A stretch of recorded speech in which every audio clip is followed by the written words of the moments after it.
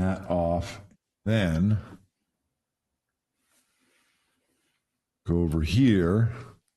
There's going to be a little delay when it goes live there, but it should be live.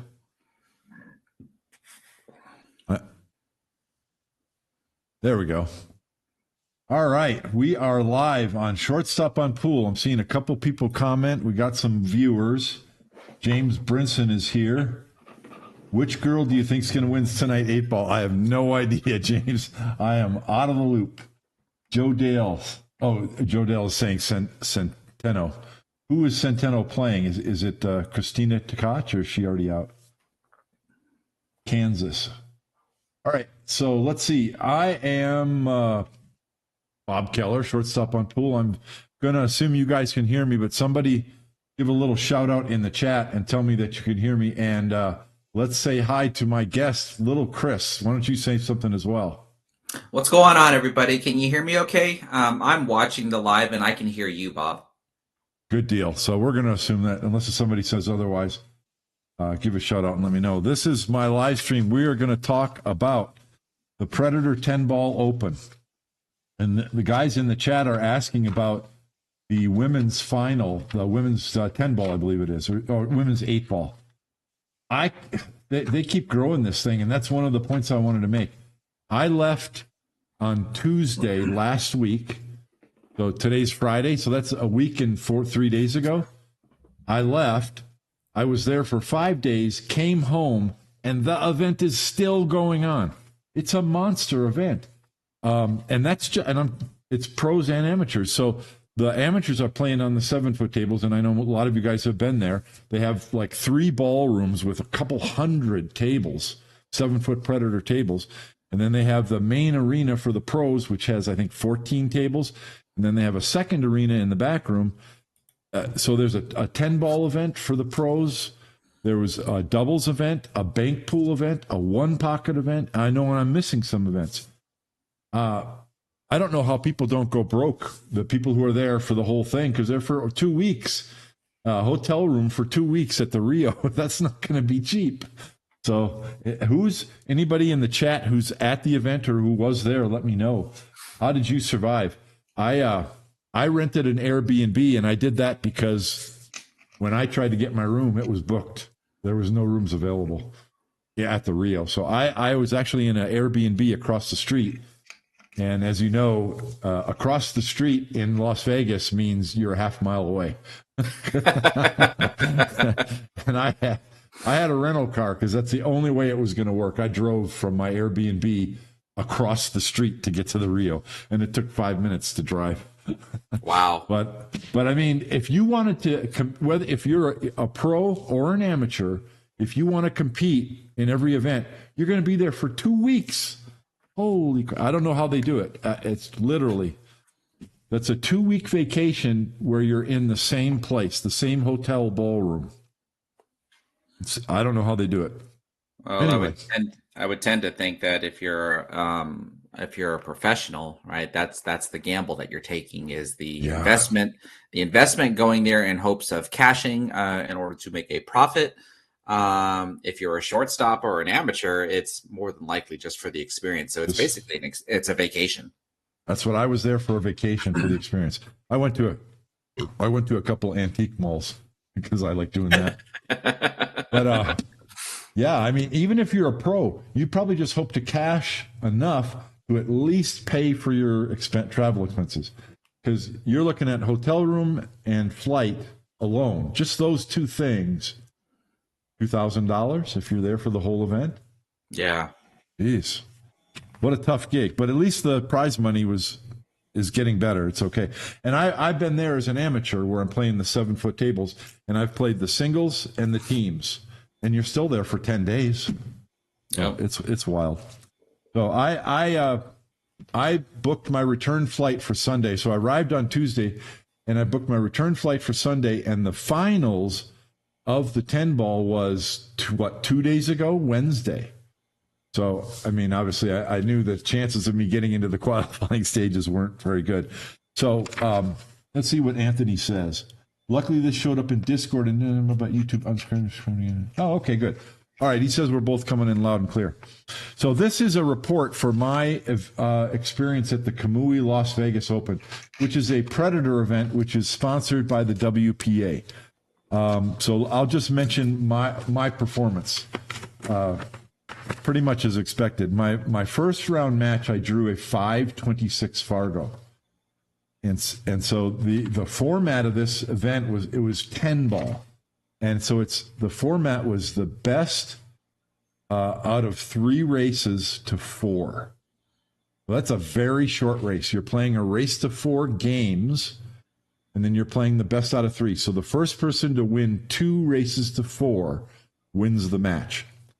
You've seen it if you watched these Predator events on YouTube. The very short race, every game is very impactful. And then when they get to the later stage of the tournament, I think when there's 16 left, it's a best of 3 sets. And then, so if the score goes 1-1, and then you're tied 3-3 in the third set, the third race to 4, you don't play the last game. You go to a shootout where they shoot the spot shots. And they alternate spot shots, and then the spot shots get harder, and it's basically whoever flinches first and misses a spot shot loses, and the other person wins. So I never had to shoot the spot shot. I never got tied. So my first match was against the 5-26 Fargo, and I won 4-0 and then 4-1. Basically, and I'm not proud of saying this, I won the matches I was supposed to win, and I lost the matches that I was supposed to lose on that I was not a favorite to win. I'd like to play good enough where I can win a match that I'm not supposed to win, a close match against a pro. But I didn't. I lost to Naoki Oi. The first set against Naoki Oi, I felt good. I lost 3-4. It went hill. I was feeling good. I was like, yeah, I'm in this. And then I got 3-fouled the last game. Hill, he 3-fouled me. And that just took the wind out of my sails. I was like, you got to be kidding me. And it was really painful because the first foul I saw coming, he had a shot, but he played safe because he was going for the 3-foul. And he left me a fairly easy one-rail kick. You know what? Let me switch. Let me switch over here. I just want to show you guys because, it was so painful. The balls didn't spread very well, and I'll talk about that when I talk about the venue. But there were 10 balls on the table. I think I broke dry. So I broke dry. He played safe. I didn't hit it. And then he played safe again. And it was like this. He played safe like this. And he tried to get the cue ball tight behind the 6. And he didn't get there. He left it here. And I was like, phew, I'm not going to get 3-fouled. This is an easy kick, right? And it was actually closer to the rails like this. So I got to hit the 1 ball. And I took my time and I sighted it. Oh, no problem. And I can kick 1 rail or I can kick 2 rails. What I'm saying is the 1 ball is a big ball. It's huge, right? Because you can hit it directly. You can come behind it. You can come deep behind it. You can come shallow. It's so huge. I'm like, there's no way I'm not going to hit this ball. And I thought I took careful aim, and I was aiming here, because if you go 2 rails, you hit the bottom of the 1, and that sends the 1 up table, and then the cue ball comes this way or this way and stays down table, so the balls separate, right? Well, let me see if I can hit it now. Like that. That's all I'm trying to do. Look, I got safe. Right? But what actually happened? I cannot believe what happened. I kicked at the 1 ball, and the cue ball went like this. I didn't hit it. I didn't hit the 1 ball. Was I in the way? I was kicking 2 rails.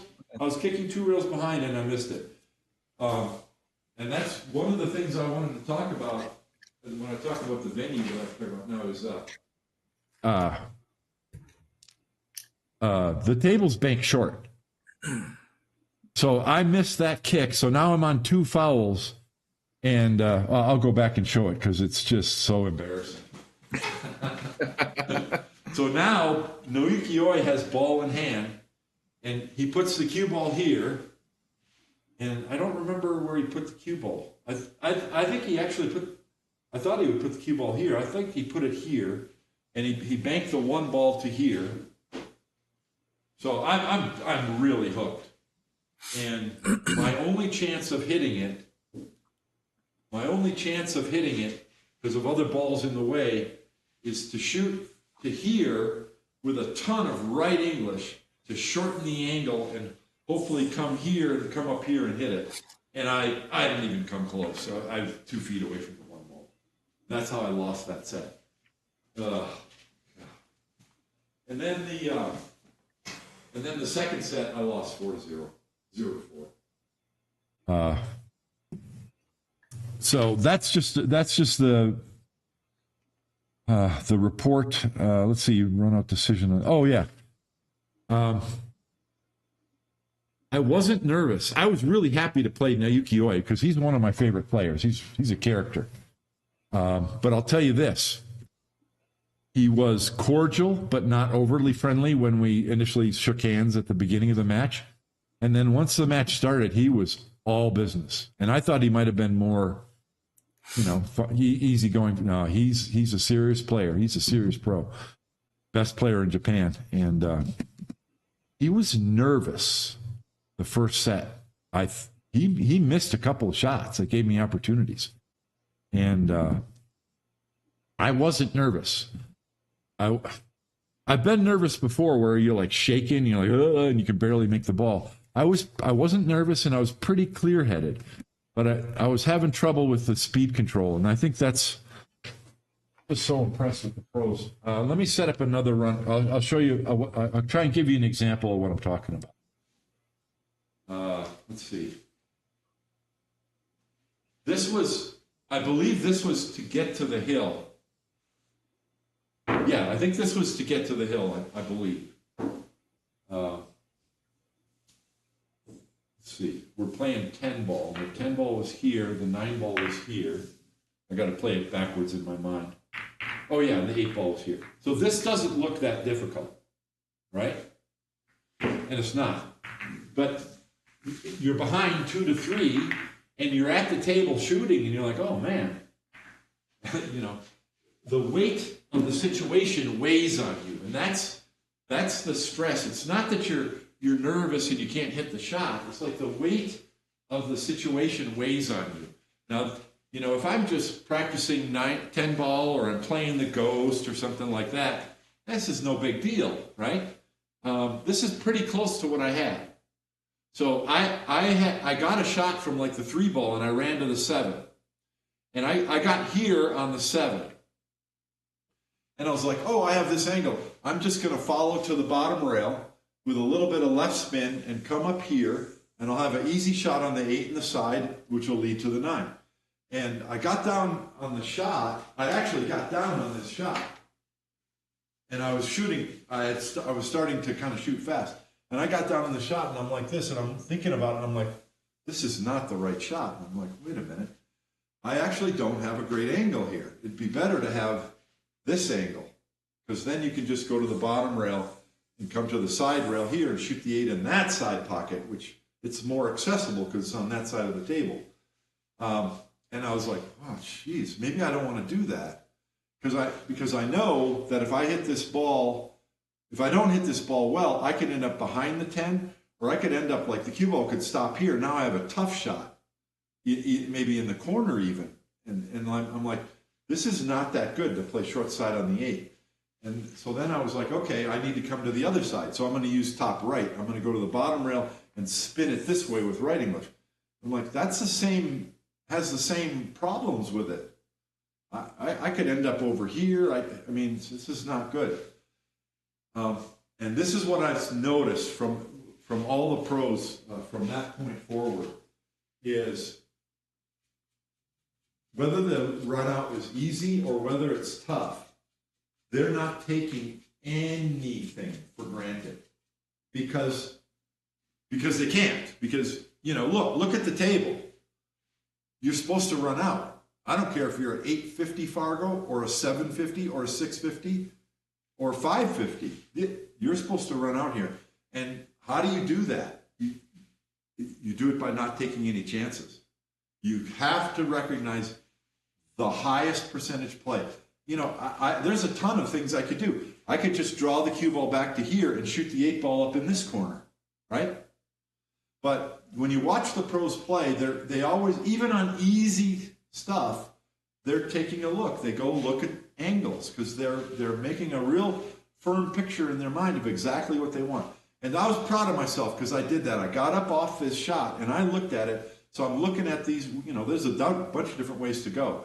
And I realized that shooting the 8-ball in this side is better because I'm going to have a much larger window for position over here. And then I realized the thing to do is to stun to this rail and just come off this rail a little bit. And that's the highest percentage play. But the point is, for me, that's terrible. But you know what? So this is a good example because that's terrible. But even though this is terrible, it's way on the error side of the range that we want to be. I can still make this. It's a very high percentage shot to tap this in and just let the cue ball float down here for the 9. During my match with Naoki Oi, I drew it to here and the cue ball spun up to here. I was absolutely perfect. And and so from that point, you play speed control to the rail and off. You don't try and float this down because you can end up straight in or you can end up with a big angle. You play it to the rail so that it bounces off the rail. And then you'll always have an angle and you will,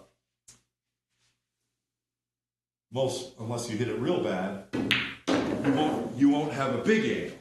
Well, that's the correct way to play that. And then when I was going to shoot this ball, I ended up with about this angle. My first thought was, just spin it left English and come this way. And I was thinking, no, because that can go wrong. You might not hit enough English, and then you end up hitting the rail here and coming this direction, and then you end up with this shot on the 10 ball. And I was like, no, that's not the best route. So I think I walked over here and looked. Coming off the rail, coming straight off the rail is straight down table, and that's fine. But coming back a little bit is better. Then you're coming straight at the 10 ball. So I was like, okay, that's what I need to do. So twice I changed my mind. And I shot that shot. I pretty much had this shot to go hill against the I'll come back over here and turn on my phone. I'm hoping that my microphone's working and everybody's been hearing me. Chris, did you hear all that? I did. Okay, good. I just want to make sure I was going through there. So this was on my mind, and I was paying attention to it as I was watching other pros playing. We talk about fundamentals all the time. We talk about how good their fundamentals are and their pre-shot routine and all these things. Decision-making. Their decision-making is so good. And, it's like the 4 balls on the table right there. It's not a particularly difficult layout. It's an easy layout. Let's face it. Their process doesn't allow them to rush any decisions. We talk about them looking at angles, and I always talk about that from the perspective of just being part of your shot routine. But it's decision making. They're making sure that they're choosing the highest percentage route that has the least things that can go wrong with it. And so that becomes very impactful. And we're always impressed when it's a difficult shot and a difficult route to get position. But they're doing it on the routine ones because that's what it takes to play at that high level. And that's one of the biggest things that I took away from the tournament. Trying to learn how to compete with the players at that level. You get very few chances. And the chances you get might be more marginal than you're used to. You have to find the highest percentage way to make the most you can out of those chances. And this is choosing the correct route to shoot that 7 ball is a pretty clear-cut decision. But there's other times where you have a choice between some difficult safety and a difficult shot, and it's a harder decision. But I think that's what the pros do. They're really good at making the right decisions. And then, of course, they're good at executing them. What do you think of that, Chris? Well, first, I have to wonder, since you have now experienced the event, I remember when they were first coming up with the format, it wasn't welcomed very much, especially with the shootout. You know, it's like, why have a shootout? I mean, you know, just have the tie breaking set, or plenty of other people came up with suggestions on what they think the format ought to be. But since you've now experienced, and I think you're not playing the original format. It's slightly modified than when it came out. But how do you feel about the format? When I first saw this format, which was, I don't know when it was, a year or two ago, I was not a fan. I thought it was really dumb. And part of that's just prejudice, because that's 30 years of watching the pros play Race to 9 and Race to 11. I'm a little bit, I'm okay with it now. I still don't think it's the best format. I'm going to tell you what it is. It's an equalizer. Because a player like me, if I'm playing really well, I have a much higher chance of winning a Race to 4 against a pro than a Race to 9. A much higher chance, I believe. No, you're never out of a Race to 4. We saw it in the finals. Dennis Grabe was behind Joshua Filler twice, and he came back and won. Or no, was it Dennis Grabe, or it was someone else? It was Dennis Grabe. It was Dennis Grabe. And we saw it more than once in other matches as well. A player would be behind 3-0, 3-1, and they would win that race. And when you think about the pros playing a Race to 9, how often does one player get ahead of the other one? 4-1, 5-2, 6-3, 6-2, and then the player who's behind catches up. You know, a 2 to 3 game deficit isn't insurmountable at the pro level. And so I think it's an equalizer. Even if you're ahead 3-0 or 3-1, it's not guaranteed you're going to win that set. And we saw it in the finals, like you said. You know, Dennis Grabe beat Filler, came from behind. Well, so I like it from that perspective, because it gives me a better chance. Isn't that a two-edged sword? Meaning that, like, and I'm just speaking like devil's advocate here. You said that, like, if you're down 3-0, like, you're not out. And I would just argue, well, if you're playing in a Race to 7 and you're down 5-0 or 6-0, you're not out. Like, it's still not over. The question would be, is the likelihood, what is the likelihood that you can make a comeback, especially if it's an alternating format? But I would have to say that even in longer races, like, stuff like that happens. Like the non-favored player makes a miraculous comeback and wins. Now, I don't have statistics of you catch up quicker in short races versus you catch up quick versus catching up in long races, but the scenario remains the same. Yeah, it does remain the same, but that's the point. Because the likelihood of the player coming back in a Race to 4 is still no different than the likelihood. No, is no different than the likelihood of the person that is ahead should have won. And by the way, it is winter break. Oh, it is winter. So to me, that makes it worse, right? No, it's better for the players behind, because if they can notch that one win, then they're at the table and they're breaking for every remaining game if they can break and run out, or break and control the game. And I made that point during the live stream when I was watching. I did a live stream watching the finals with Filler and Grabe. And I made that point, Dennis is behind here, but if he can win this one game, now he's only behind 3-2. If he breaks and runs twice, he wins. So it's closer in that respect. And we saw a lot of those. We saw a lot of that happening. And you saw players who were ahead 3-0 and 3-1. They were not confident sitting in their seat. Whereas if you're ahead 7-0 in a race to 9, you're going to be a heck of a lot more confident sitting in your seat. Sure. So, I don't think it's the best format for the pros. No, I don't. But that kind of leads to another point that I wanted to make. What was very impactful with this event is not the pros that were there, but the pros that weren't there. What I mean is this was a WPA sanctioned event, so the pros who have committed to Matchroom did not play. Shane Van Boning, Francisco Ruiz, Eklund Kachi. There's so many I can't even name them all. Skylar Woodward was not there, although Billy Thorpe was. Actually, and then I think Shane played the banks, but not the 10 ball. So it was weird. But there were a lot of the top pros that just were not there. They weren't even in Las Vegas. And the fact that they weren't there opened up more spots for players like me. And there were a lot of amateurs in that tournament. I think 50% of the field in that tournament was 720 Fargo or less. You know, I drew a 526 my first round. And I have nothing against amateurs playing in those and it says on the screen, Las Vegas Open. It's an open event.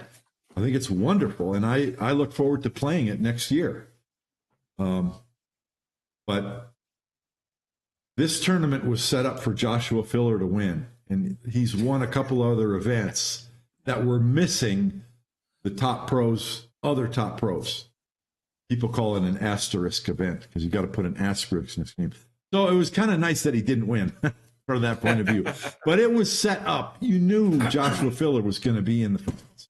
He didn't have to, but the odds were much higher of him getting to the finals than an event that had all these other top pros in it. So it's unfortunate that that's going on, that we have this tug of war. Go ahead, Chris. You were going to say something. Well, I was going to say, it is unfortunate with the tug of war that's happening between WPA and Matchroom, but I think it's also somewhat beneficial at the same time, even hopefully when they finally come to a compromise, because I understand the idea that the professionals want to make a living. Totally get it. But I would beg the question of, well, how many of the top professionals are supposed to make a living? I think that's another topic that I don't think we have to really, dive into. Simply saying, like, if we have 100 top professionals, well, does that mean all 100 top professionals are supposed to be making a living playing pool? I think statistically that doesn't even make sense. You would think maybe the top 10%, maybe the top 50. Well, I don't know. That's just my opinion. Everybody compares it to golf and tennis because those are solo competitive sports. And in golf, there are players who qualify on the tour. They make a good living, but they never finish in the top 50, I don't know, of a tournament. Right. But they're able to make, they're not rich, but they're able to make a living. But it's hard to qualify. And I don't think pool would be the same as that. And I don't know where you draw the line. And then snooker is actually similar, because snooker in England has a qualifying, there's a qualifying tour where the lower players try to qualify to even be able to play as a pro. And then I don't know how many of the qualified pros actually make a living. We know that the top pros, the top snooker pros, can make $1 million a year or more. And the ones that aren't the top pros still make a very good living. But I don't know where it lies. But I see pool becoming similar to that, where the top 10 make more than $1 million a year and make a very good living. And then I don't know how deep it goes. I don't know. Yeah. So the point that I was trying to get at, though, is that, one, the more events that we have, the more options that are available. So some will choose to go to one event versus not going to another event. Unfortunately, in the scenario that we're in, some are restricted from going to events. But I would think that the benefit that I'm really trying to get out of is, like you said, is how many amateurs plus professionals were in here. And I'm speaking as an amateur, so I also personally would want more amateurs. Because I think if you can draw out more amateurs, I don't know how this is going to affect the timeline of an event, but that would mean hopefully a lot more players. Bigger turn. We're talking maybe 256 players, if possible, if an event can actually last that long, which would make me tend to think that the prize pot would be also bigger. The more people that are playing, the bigger the prize pot. Which professionals are certainly going to appreciate that, because they're the likelihood to win. But well, that's the thing too. These open events are great because most of the amateur players, their entry fee is considered dead money. That money's just going to the pros, and I'm fine with that. I love. Yeah, I'm pretty sure amateurs are aware of that. Yeah, I'm pretty sure amateurs are aware that they're dead weight. Yeah, well, and that's fine. Two things I wanted to mention. The first is I had a talk, and I don't think he'll mind, so I'm going to mention. I had a nice conversation with Ralph Souquet. What a gentleman he is. I mean, he's not just a nice guy. He is a gentleman. But he's a professional, and he's got opinions. And he should. He's a multi-time world champion. So much respect for Ralph Souquet. But I had a nice conversation, and I learned something that I think a lot of people know that I didn't. I was under the assumption that Matchroom did not want to pay WPA sanction fees for their tournaments, and that was the source of the conflict. And maybe I'm not sure what you've heard, Chris, but according to Ralph Souquet, that is not the case. The problem between the two of them is simply Matchroom wants to be in control of the top of the player list, the top player list. Who's number one, who's number two, etc. And WPA says, no, we're in charge of the top player list. And if you remember, I remember a couple of years ago when Matchroom first announced their very first tour, and they were going to have, like, I don't know, it was only 4 or 5 events that year. They announced that they had approached WPA and were rejected on that basis, that Matchroom wants to be in charge of it. And it's a marketing thing. Matchroom wants to say, here's the number one player in the world, and they want to market the players as such. And WPA, well, that's the source of the conflict. According to Ralph Souquet, what did you hear? Is that what you understand, Chris, or no? I don't follow it that much to know or to have any type of say in it. I would just basically be of the opinion that they just need to figure it out. I said before, the more events that we have every year, I think that just benefits everybody. I think they need to figure it out, because having the players split, which is what's going to happen this year, kind of the whole year. It happened just for a couple of events last year.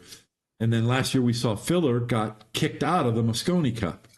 So that's a shame. Filler earns the right to be in the Mosconi Cup. He should be there. But he's chosen the WPA. I mean, there's nothing wrong with that, right? Hey, I mean, that's what we're supposed to have. We're supposed to have the right to choose. And largely the reason why he chooses is because he's married to Pia, and if he chooses Matchroom, they're never going to see each other. They're going to be on opposite sides of the world playing in different tournaments. They want to travel together and play together. And I'll talk about that later too. And so that's the big reason. I'm guessing, but I'm guessing that's the primary reason why Joshua Filler chose the WPA. But a lot of players like Shane Van Boning and Ruiz and Jason Shaw and Eklund Kachi, they've chosen Matchroom. And I think Matchroom has a little bit of the edge in the money. I think you can, if you're a top player, you have the chance to make a little bit more money with Matchroom than with WPA. Again, I'm guessing, but what do you think? Well, that's where I said I think that the benefit comes from, because the unfortunate split has a benefit, meaning that we know as amateurs that when we play in pro events that have X number of pros, our dead weight percentage just starts to drastically increase. But considering that, the top pros are kind of split, well, now our dead weight percentage is starting to lower, meaning that, I can go into an event and I don't have to have admirations of, making it into like, the top 16 or whatever, but maybe 17th through 24th, because I'm a little bit more mixed in, Fargo rated wise, or just as an example, because once I get to the top 16, then it's like, I'm a huge underdog. Right. Whereas put everybody together, but now put everybody together and there's just so many pros in one event, then like, I'm lucky if I'm going to make it out of the second round. Right. So if I'm an amateur and I look at that type of intimidating roster, it's like, that might not allow me to want to play and maybe quote unquote waste money. Versus when I see a roster, it's like, oh, there's only X number of pros, less number than I was expected. Yeah, because when they present the argument, I want to have the experience. Well, I think the experience is more worth it now when you feel like you can actually get into the middle of the field versus getting immediately knocked out. Yeah, exactly. So, like I said, I think it's kind of a benefit, but it also kind of sucks at the same time. But we'll have to wait and see how it pans out. The benefit for us, I think, for the pros it sucks, and for the spectators, because what sense does it make to have two groups of pros who never play each other? And then you never find out who's really the best. And that's why I just do not understand why Matchroom would care so much about being in charge of the top player list. Because Matchroom can sit there and say, Fedor Gorst is number one in the world. Well, no, he's not number one in the world. He's number one in the Matchroom rankings, but he's not number one on the Fargo list, which I think is the most comprehensive list. And he's not number one on the WPA player rankings. So it's not a marketing bonus for them to have that, because it's not true. Yeah. That's why I don't get it. And I think I looked at this during the live stream. I'm sure it's the same, but I think Fargo, the other reason why I don't think it's a valid reason for Matchroom to hold out for this reason is because Fargo rate is the best ranking. It's every single tournament without fail is in Fargo. So if you look up the top player rankings in Fargo, that's the top player. So if you look up top 100 world, it's Joshua Filler. Yep. Right? He's an 855. The next closest is 850. And Fedor Gorst, the number one Matchroom player, is 10 points below him at 845. Now, don't get me wrong. 845 is the stratosphere. It's for almost every player on the planet, it's unreachable. But that's 10 points below the number one player. Joshua Filler is the better player by far. And then you look at all these players. Johan Chua, none of the Ko brothers were there. Carlo Beato, none of those were there. Now, Jung Ling Cheng was there. He's number 11 in the world, 832. I just think it's a shame. Jason Shaw's at 831 and he wasn't there. I think it's a shame. Okay, so the other point that I wanted to make about it, which I'll do now, is I put a post on the Matchroom Pool Forum and I said, look, we now have a situation this year where we're going to have, how many Matchroom events are there this year? 10 or 12? I'm not sure. Like I said, I don't follow it all that much. It's a big number, though. It's not like 4 events. It's like 10 or 12 events. It keeps increasing every year. Yeah. And there's good prize funds. A lot of them, it's $100,000 prize fund, $50,000 for first place. And the one in Saudi Arabia might be $250,000 again for first place. I don't know. They haven't announced it, I don't think. But a lot of tournaments and good money. So you have that, okay? Then you have the WPA events, which there's at least 8 of them. And then, and including this one, you have Turning Stone, you have Derby City, and then you have the International. Among all of those events, you can watch 10 ball, 9 ball, 8 ball, doubles, bank pool, and one pocket and one straight pool event. So as a spectator, I'm giving you a theoretical choice. What if you had to choose? It's either Matchroom and the only thing you can watch is 9-ball, or you can watch the other events and you get to see a whole bunch of different games being played by the pros. Which would you choose? I mean, if I had a choice and I was restricted to just choose, because like, why can't I not? Why can't I, as a spectator, why can't I not see both? You can. I'm just throwing it up as a hypothetical to make the argument. Just as a hypothetical, if you could only watch one or the other, which one would you choose? Well, my perspective would be the multi-event. I wouldn't want to just strictly watch just 9-ball, but I think there are plenty of people that would. I mean, that I would wonder, for all of the live viewers that go to snooker events and actually watch them live, do they watch anything else? Like that's the reason for my argument. See, I would like to see a variety. So if you're going to restrict me to choose one or the other, then I would want to be able to watch a variety of games. I agree the same. I would rather watch a variety of games. Far less boring. I'm going to review the answers that I got in the Matchroom Pool forum, because most of them said, yeah, I want to watch a variety of games. Some chose 9-ball, but others gave other answers. So I'm going to try to put together a poll, I think, and I'll put up a poll on my YouTube channel with better choices. I think part of the reason that Matchroom is okay with 9-ball all the time, obviously they chose to do that because they feel that in order to build a business, they need to have an understandable product that they can market. So whether you agree with that or not, that's what they did. That's what they're doing as a business plan, and it's working so far. But I think another part of the reason why they like it and feel that that's right is because of snooker. It's not like snooker players play another game on the 12-foot snooker table. They don't. They only play snooker. It's all snooker all the time. So it makes sense to the people at Matchroom to play all 9-ball all the time. I don't think it's the best thing for the game. It's quick. That's why a lot of players, amateur or pro, like 9-ball. It's a quick game, and the momentum can shift really quick as well. Like we're talking about it, where like, you know, you're a favorite to win, and all of a sudden the underdog makes a miraculous comeback. Like that creates the exciting atmosphere from a business perspective that spectators would want to watch. Believe it or not, that happens in snooker. They'll be like a best of 13, and one player needs one more game and the other player needs 3 or 4, and it's not over. That player can come from behind. The snooker games can turn on 1 or 2 shots in a similar fashion to 9-ball. The player gets an opening and they run 60 points or 70, and all of a sudden they win that game.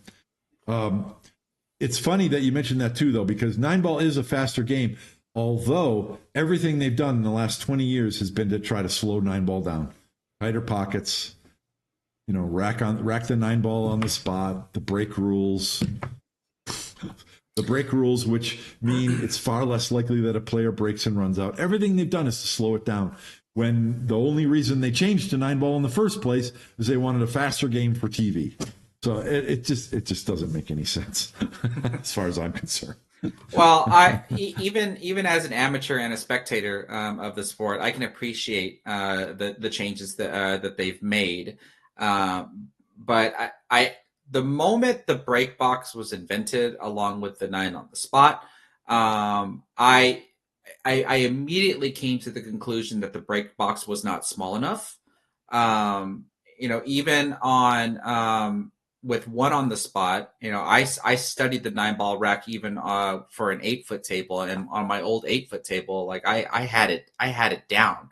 And so if an amateur can have the 1 on the spot 9-ball template rack down, then Lord knows that a professional can just destroy a 1 on the spot 9-ball. But I had made a prediction. I don't know it. And clearly, the prediction may never come true, but I think it still might, that break box is going to get smaller. It might.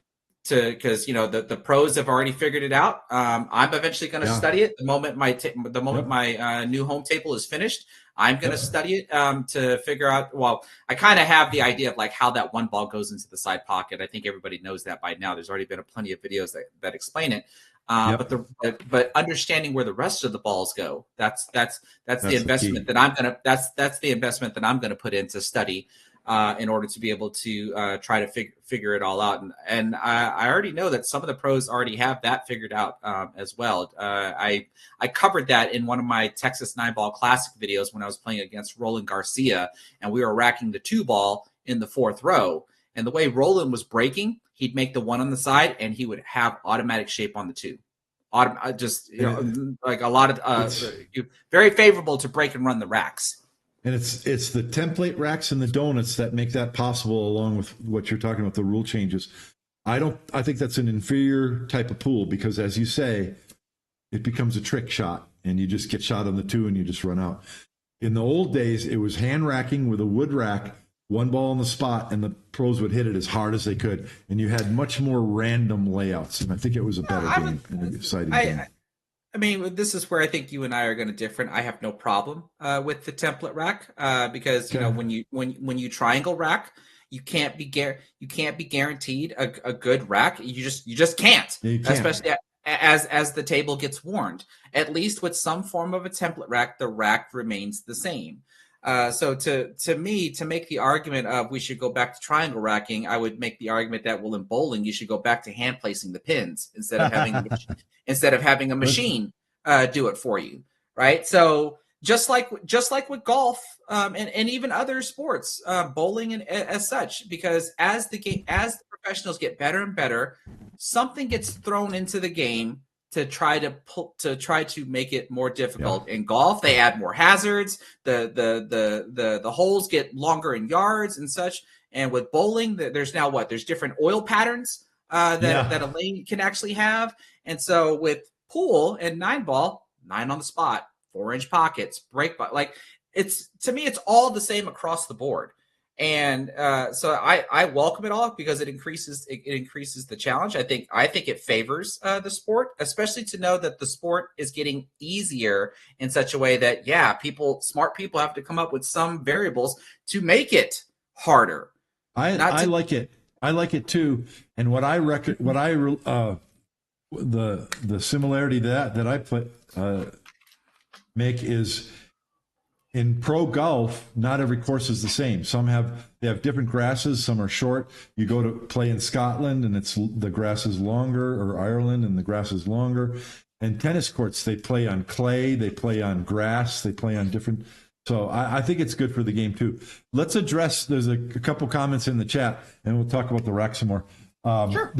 Somebody said, those who drop out of WPA, they also change Q sponsorship. So first, yes. So last year you saw a lot of players changing Q sponsorship, and that was because they knew that they were going to be playing Matchroom events, and they were not going to be in the WPA, which is more Predator was the sponsor. This Kamui Las Vegas Open here, it was all Predator tables. That was a Predator sponsored event, and so there are relationships there. Several players were sponsored by Predator, and they changed Q brands for that reason, because they were going with Matchroom. Now, it's probably more complicated than that, but that had something to do with it. That's what was going on. And it's not that, well, it is that they're making a choice, but the WPA has said that they're going to ban players. And they have banned players who didn't, what was it now? If a player, it was something, I don't remember what it was. Do you remember what it was, Chris? I thought it had to do with that if you play in a Matchroom event, then you're no longer allowed to play in a WPA event. And then it was a certain event that they did it with, And I don't want to misquote anything because I don't want to, be the source of a rumorville. But I thought that if you wanted to get back into the WPA, there was a fee that you had to pay or something. You pay like a $250 fee when you get in the WPA, and then you have to renew it like every 5 or 7 years. But if you get banned, then you have to pay it again to come back. It's something along those lines. And it's not an exorbitant fee, but you also have to sit out for like 6 months or something like that. I think they're both being childish, but I thought that it was Matchroom. I kind of towed the line. Most people were saying, "Oh, Matchroom is great," and the problem is WPA. WPA needs to stop being childish. Blah blah blah.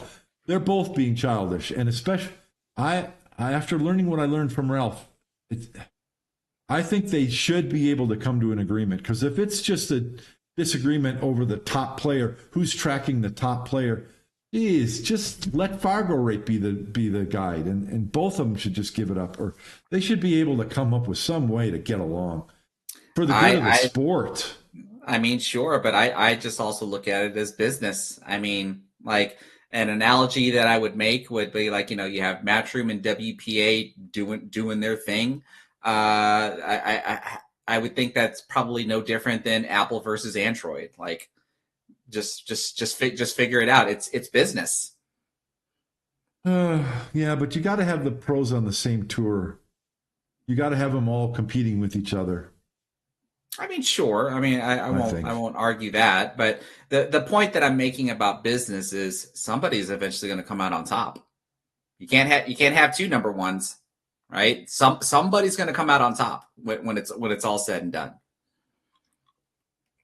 Maybe they just keep coexisting and the players are split.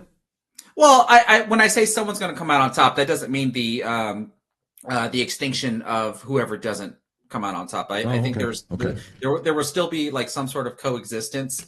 That's why I said we don't have just one phone brand. We've got plenty of them. It just happens to be that there is one top phone brand. We don't have one shoe brand. We've got hundreds of shoe brands, but there's one top shoe like that. That's what I'm talking about. Okay. All right. So I'll change the subject. Well, I'd actually kind of along the lines we were talking about breaking and racking. The Predator tables. I know a lot of people have played on those Predator tables. They've got the 7-foot Predators for the BCA event that just is ending right now in Las Vegas. And the 9-foot Predators is what we played on. The announcers mentioned a couple times that the pockets were kind of tight pockets. Now, they're not 4-inch pockets like the Matchroom events. I think they were measured as 4 1/4. But I called them easy pockets because they were, and maybe it was just the cloth. Brand new cloth is going to be more slippery and the pocket's going to be more accepting. But they played pretty easy. And you could see that in a lot of the matches, the 10-ball matches and especially the bank pool matches. If players weren't hitting them too hard, the ball would brush the long rail and still go in the pocket. I think they played pretty easy, and that contributed to the equalizing effect of these short races to 4. Because even if you're a 700 Fargo or a 650 Fargo, if you get a shot and the balls are open, you're supposed to run out because the tables are easier. It's an equalizer. The other thing that I noticed about these tables, and I even heard some of the pros talking about it, they don't break the same as a Diamond or a Brunswick. And you know this very well, Chris. You've talked about the 10-ball pop break on your channel, where the 2 balls behind the 1 ball head to the side pockets if you break from the center. Well, the pros, and me too, we're breaking from the center, and those balls don't go near the side pockets. Well, you weren't using template racks either. Well, it was hand racking. That makes the only difference? You think that's the only difference? That makes a huge difference. I mean, okay. Before this, earlier stages in the event, that's why there were plenty of players that were breaking from the side rails, because they're not going for that standard, near middle table smash break and try to get the second row to go into the side pockets, the corner balls to go 4 rails into their respective corner pockets. If I remember correctly, you do the side rail break just like in 9-ball because you're trying to target the 1 ball to go into the opposite side pocket. And because it's hand racking, that's no matter how good the racker is. I mean, there was always still discussions to where like how some players accidentally got slug racked versus maybe this other player, got all the favorable racks or whatever. Like that discussion is always going to happen when you have triangle racks. Yep. So, and you saw that during the finals. I did my live stream of the finals between Filler and Grabe, and both of them were breaking from the side rail. The 1 ball was heading for the side pocket, most of the time, but they very rarely made it. It either missed it or it got knocked out of the way. Well, And then, I mean, sure, because like I said, you can't guarantee how good the rack is. Like you just can't. And certainly the racker's going to try to do their best, but there's just no guarantee. And I mean, that's what people want to favor. Like there's like, that's why we want to go back to the triangle rack. But then at the same time, oh, look how that player just got slug racked by the referee. I'm like, well, which one do you want? Yeah, like it happened a few times. And there was even one rack, I think, in the finals where I think it was Dennis got slug racked. So they're breaking from the side rail, and then the cue ball's coming off from the side of the rack to the lower side rail and then up. Mm-hmm. And one time during the finals 2 days ago, Dennis broke from the center of the table, but it wasn't a pop break. It was a Shane Van Boning smash break from the center of the table. And boy, I tell you, balls flew everywhere across that table. And the cue ball back straight up and then curved to the side rail. I'll say that. I'll show you on my table because this is, when Shane came on the scene in 2007 or 2008, whenever it was, this was his break. He would break close to the center, and he would hit the one ball full, and the cue ball would back up like this, and then it would curve to the side rail like that, especially in 10 ball. That was Shane's power break, and that's what Dennis did. But for some reason, he only did it on one break. The balls went everywhere, but didn't make a ball. But here's the point I'm making. Both of them were breaking from the side rail. And I guess I got it. Well, yeah, I'm going to show you. I'm going to go back to the table. So there's a 10-ball rack. And I won't rack it, but there's a 10-ball rack. And they were breaking from this side rail. Okay? They were breaking from here. Let's say that they made the one on the side. So they make the one on the side.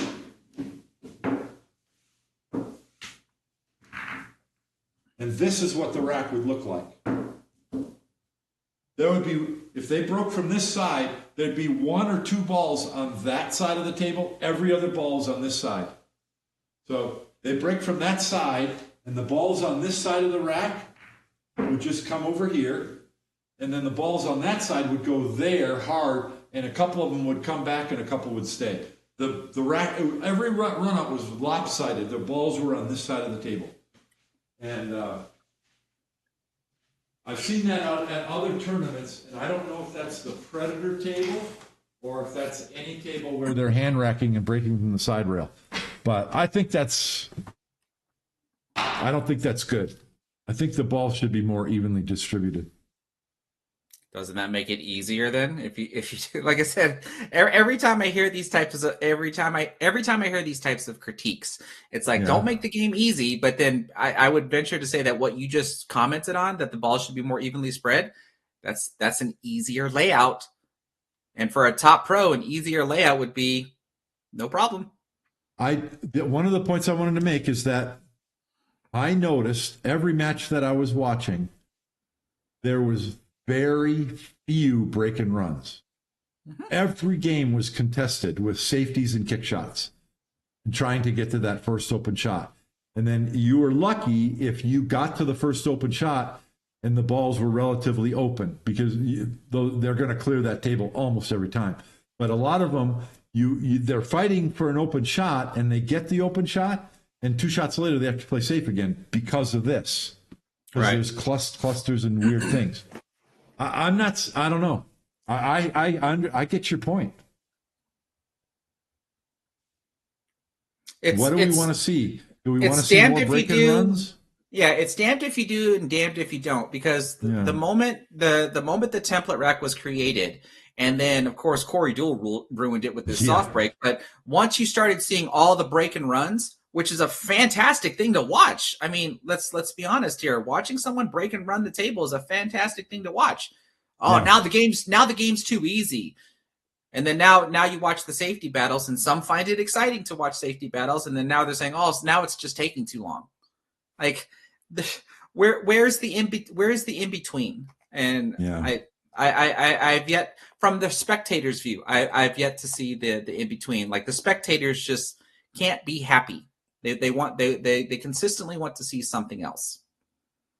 So and that's where I want to address a comment that I saw from MHF 1979. It says, make the game more difficult by using backslow costs and wood racks. This goes to my comment about how the game and the equipment are evolving. And I think the equipment should be evolving. And so therefore, you don't make things difficult by going back to the beginning. Everybody that says, like, we should go back to using, triangle racks. So I was like, well, you want to go back to not using a tip? Because pool play with a mace. Yeah, exactly. So like how far back are you supposed to go when the game is going forward? Chris. And so as the game goes forward, you try to tweak a variable here and there in order to increase some sort of level of difficulty. But that's as the game is going forward. I don't think the answer is to go back. Well, all pros should play on 10-foot tables, Chris. Don't you agree? Well, I guess that's gonna be the next thing, right? The table's got to get bigger. Like, I don't know. Like, well, it's a popular event. They had it at the International Open. They have it at Derby City. They play the 10 ball. They usually an invitational with 16 players, and they play the Bigfoot on the 10-foot table. Yeah. So, and then here's a question from Logic 368. Says, why don't they just play 15 ball with Magic Rack and break from anywhere? Because the game wouldn't be quick enough. Like, you, from a business perspective, you still have to take that into account to where, like, the game's got to be, fast and exciting. And with 15 balls on the table, I think it would be, I personally still think it would be fun to watch. I just don't think it'll be fast and exciting. I'm going to play devil's advocate here. I don't know if I believe what I'm going to say, but let me say it, and you just tell me what you think. Sure. Because I've mentioned this, because I've been around. Look at my gray hair. I was around. I was there in the pool halls watching the pros play when they were playing on Brunswicks with slower cloth, hand rack wood racks. And they were playing straight pool. And then we changed to 9-ball. And that was the argument. We need a faster game for TV. Even Ralph Soke made this argument in our conversation. Mike Siegel made this argument when I talked to him in November last year. Oh, we need a faster game TV. And I was like, well, how did that work out? What do you mean? We're not on TV. You don't see pool on any TV channels. You can watch a lot of pool on your TV on streaming channels. And maybe there's one or two channels that show some of it. But this argument that we need a faster game, it's never worked. The changing to 9-ball didn't work.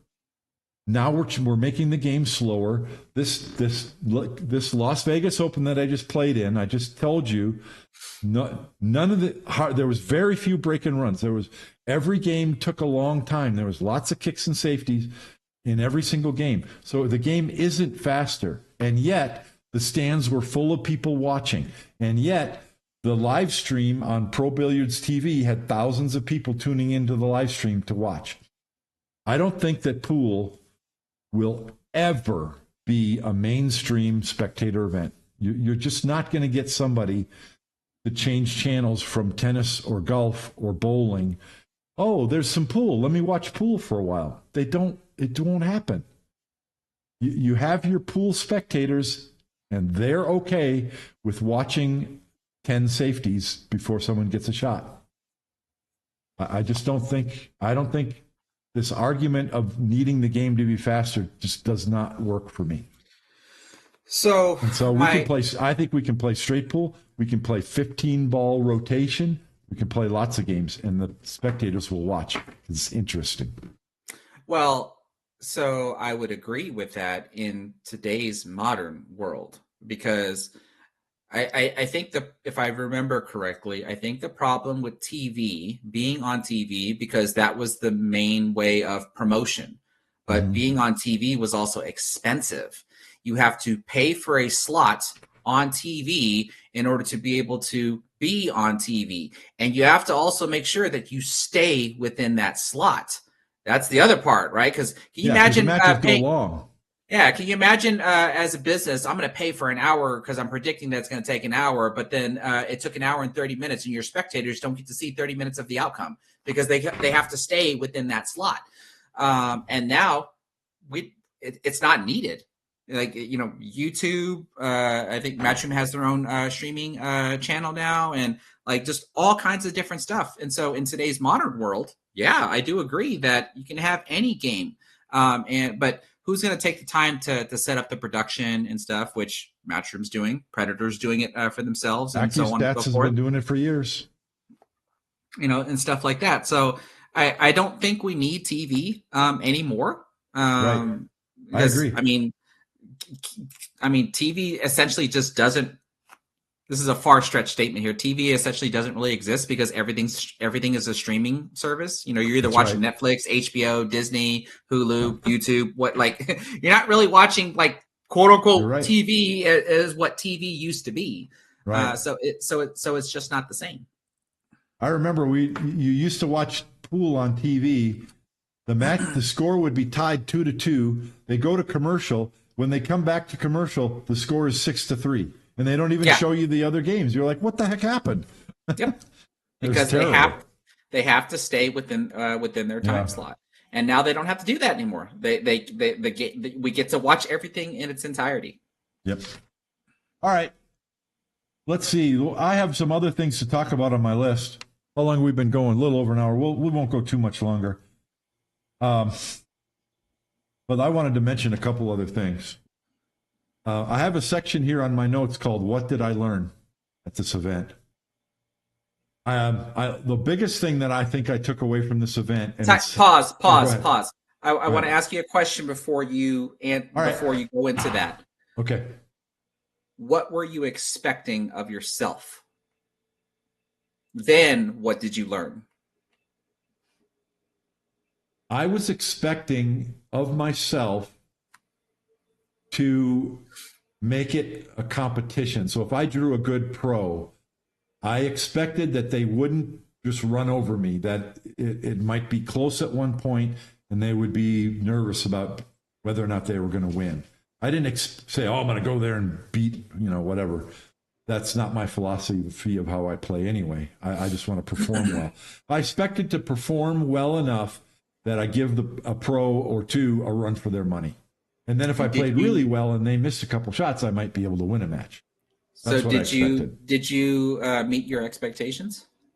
No. Okay. So then what did you learn that caused you to, or that will hopefully allow you to meet your expectations next time?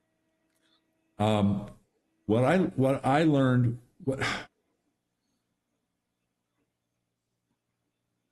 trying to think of the easiest way to put it. And I talked about it a minute ago when I was over the table talking about it.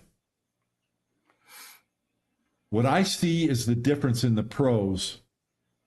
We get this idea that the game is easier for them. And and I've talked about this before, but it really came home to me this time. The game does not get easier.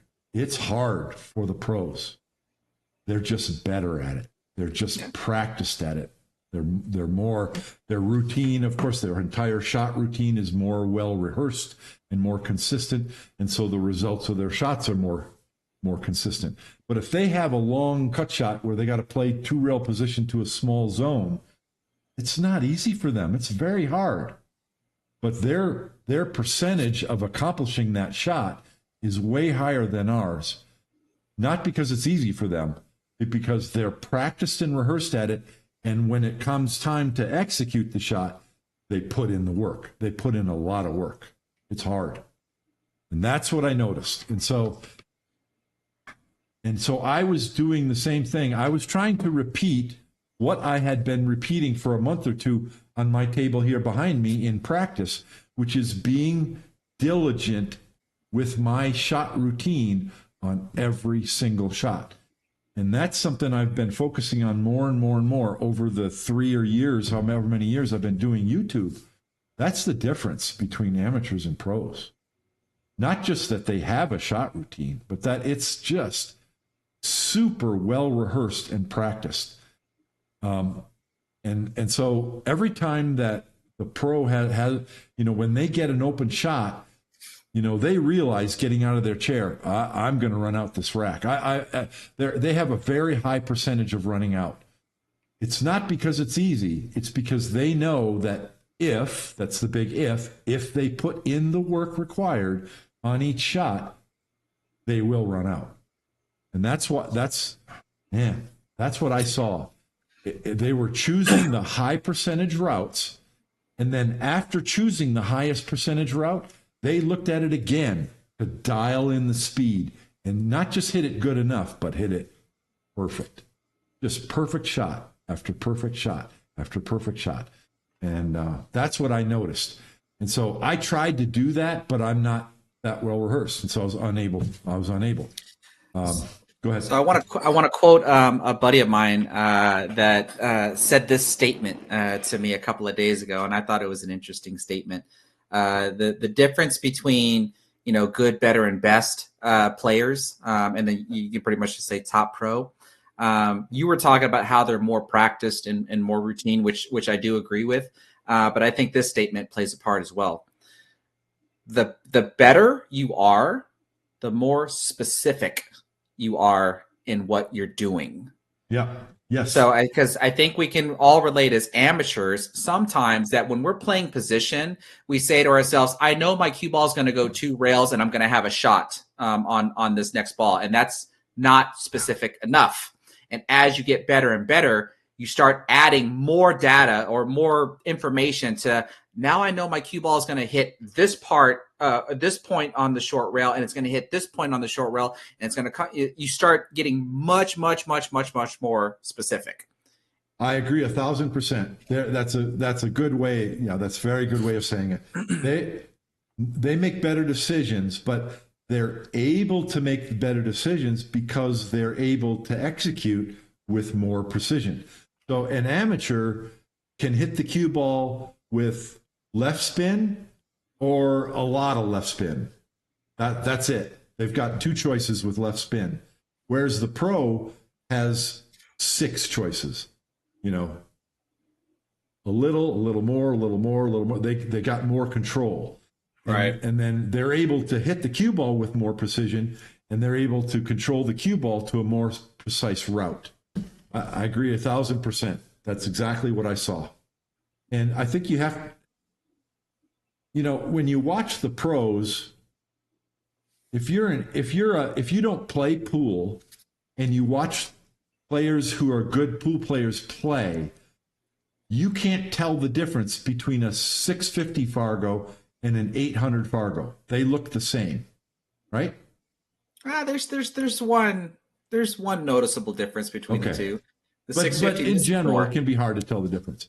But meaning that the 650 misses more. Like you're gonna notice that. maybe 700 to 800 Fargo. I don't know. but the point is, when you learn to now you start to learn to play pool and you get better, and now as a spectator, you're now a 600 Fargo player. Now you start to see more differences between. Wait, are you kidding me? Spectators are Fargo or 900 Fargo rated players. They never miss. They never miss. All I'm saying is I feel like the better I get, the more detail I can see in what the pros are doing. Well, like I said, the more specific you start to get in the things that you do on the table. And so that's exactly the point. And the two things, your process and the results, you can't get those results without a more specific process.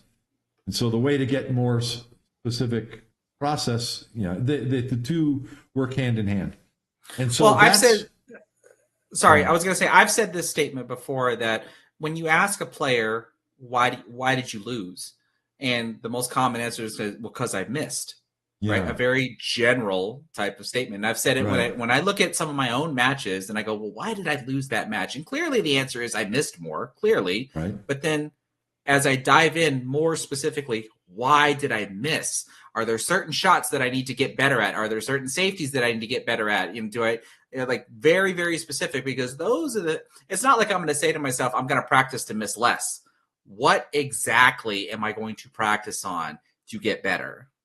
I'm going to switch cameras because I'll show an example. This is from my match against Naoki Oi. Okay?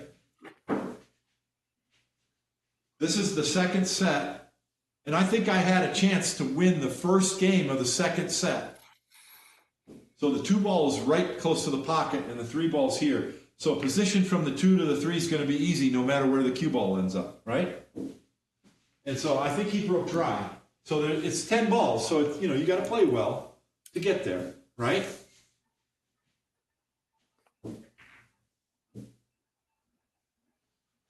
But this is my shot.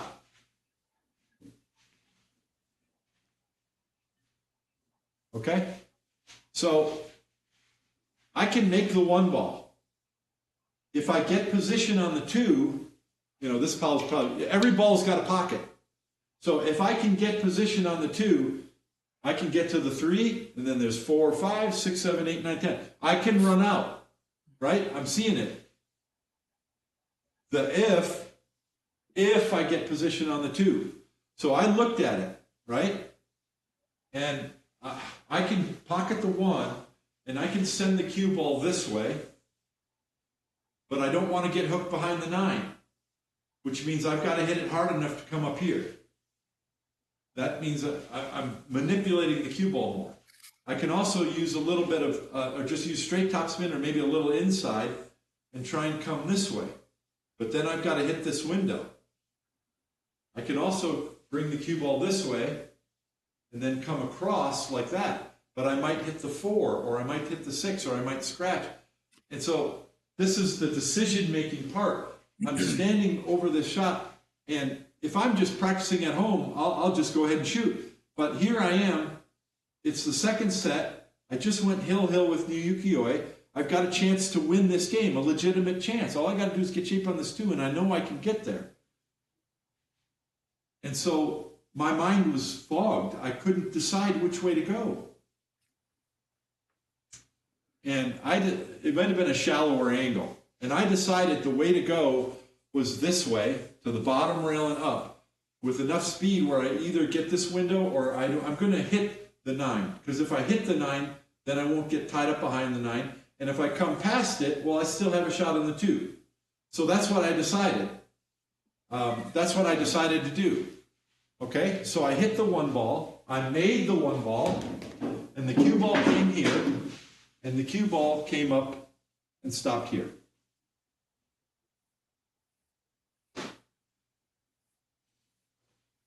So I lost the game. But that's the difference. The pro, they're gonna make a better decision, and then whatever the decision is, they're gonna execute it better. And that defeated me. When I did that, I was like, my attitude got bad, and it defeated me. I shouldn't have done that. But well, I would have the opinion that I think the decision was good. It's just that the execution was just a little lacking. That's all. So yeah. Okay. Now, and I did see other players, even good pros, suffer from speed control. You can tell where they're trying to make the cue ball go, and they either hit it too hard or too soft, and they, cause problems for that reason. So that brings me to something else. There's no time to practice on these tables. I got there on Tuesday. The tables were set up, but there were no balls on the table. They brought the balls out, I don't know when, like 3 or 4 o'clock in the afternoon. And immediately all the tables were full. And I asked one guy to play, and immediately someone else did. And we were playing 3-handed on one table. It was just 2 people would play, and winner would keep the table, and then the third person would jump in. It's just a terrible way to practice and warm up. And I was like, really? And so I was okay. But that's the way it is at pro events. So I gained a lot of respect for these pros, because here they are showing up to an event. They probably haven't played on a Predator 9-foot table in 2 or 3 months, and they get a half an hour to play on the table before their match, and they're expected to perform to their best. And most of them do. And so that's a skill, too, that I need to learn, because I wanted to. I had it in my mind that I was going to show up early and get a table by myself for 2 hours and just get that table figured out I never had a table to myself. It's just not possible. So, like, did you not show up early enough? I did. So the next morning, the day of the tournament, the first matches started at 11 a.m. They take the balls away at night and clean them, and they vacuum the tables and level them. They bring the balls out at 9 a.m. Practice starts at 9 a.m. So I was there. I was there a half hour early, and as soon as they brought the balls out, I got a table, and I actually got to play by myself for like 45 minutes. But if your match isn't at 11 a.m., who's ever playing on that table at 11 a.m. is going to show up, and you have to give up the table to them. Of course, yeah. Which is reasonable. That's fine. But you might get a half hour to 45 minutes, if you're lucky, at 9 a.m. After that, you're done. When the last match is over at the end of the day, the last session, they come and pick up the balls and cover up the table. So I'm not complaining about it. What I'm saying is it hit me as a little bit of a surprise, and I realized how good these pros are, because that's what they deal with all the time.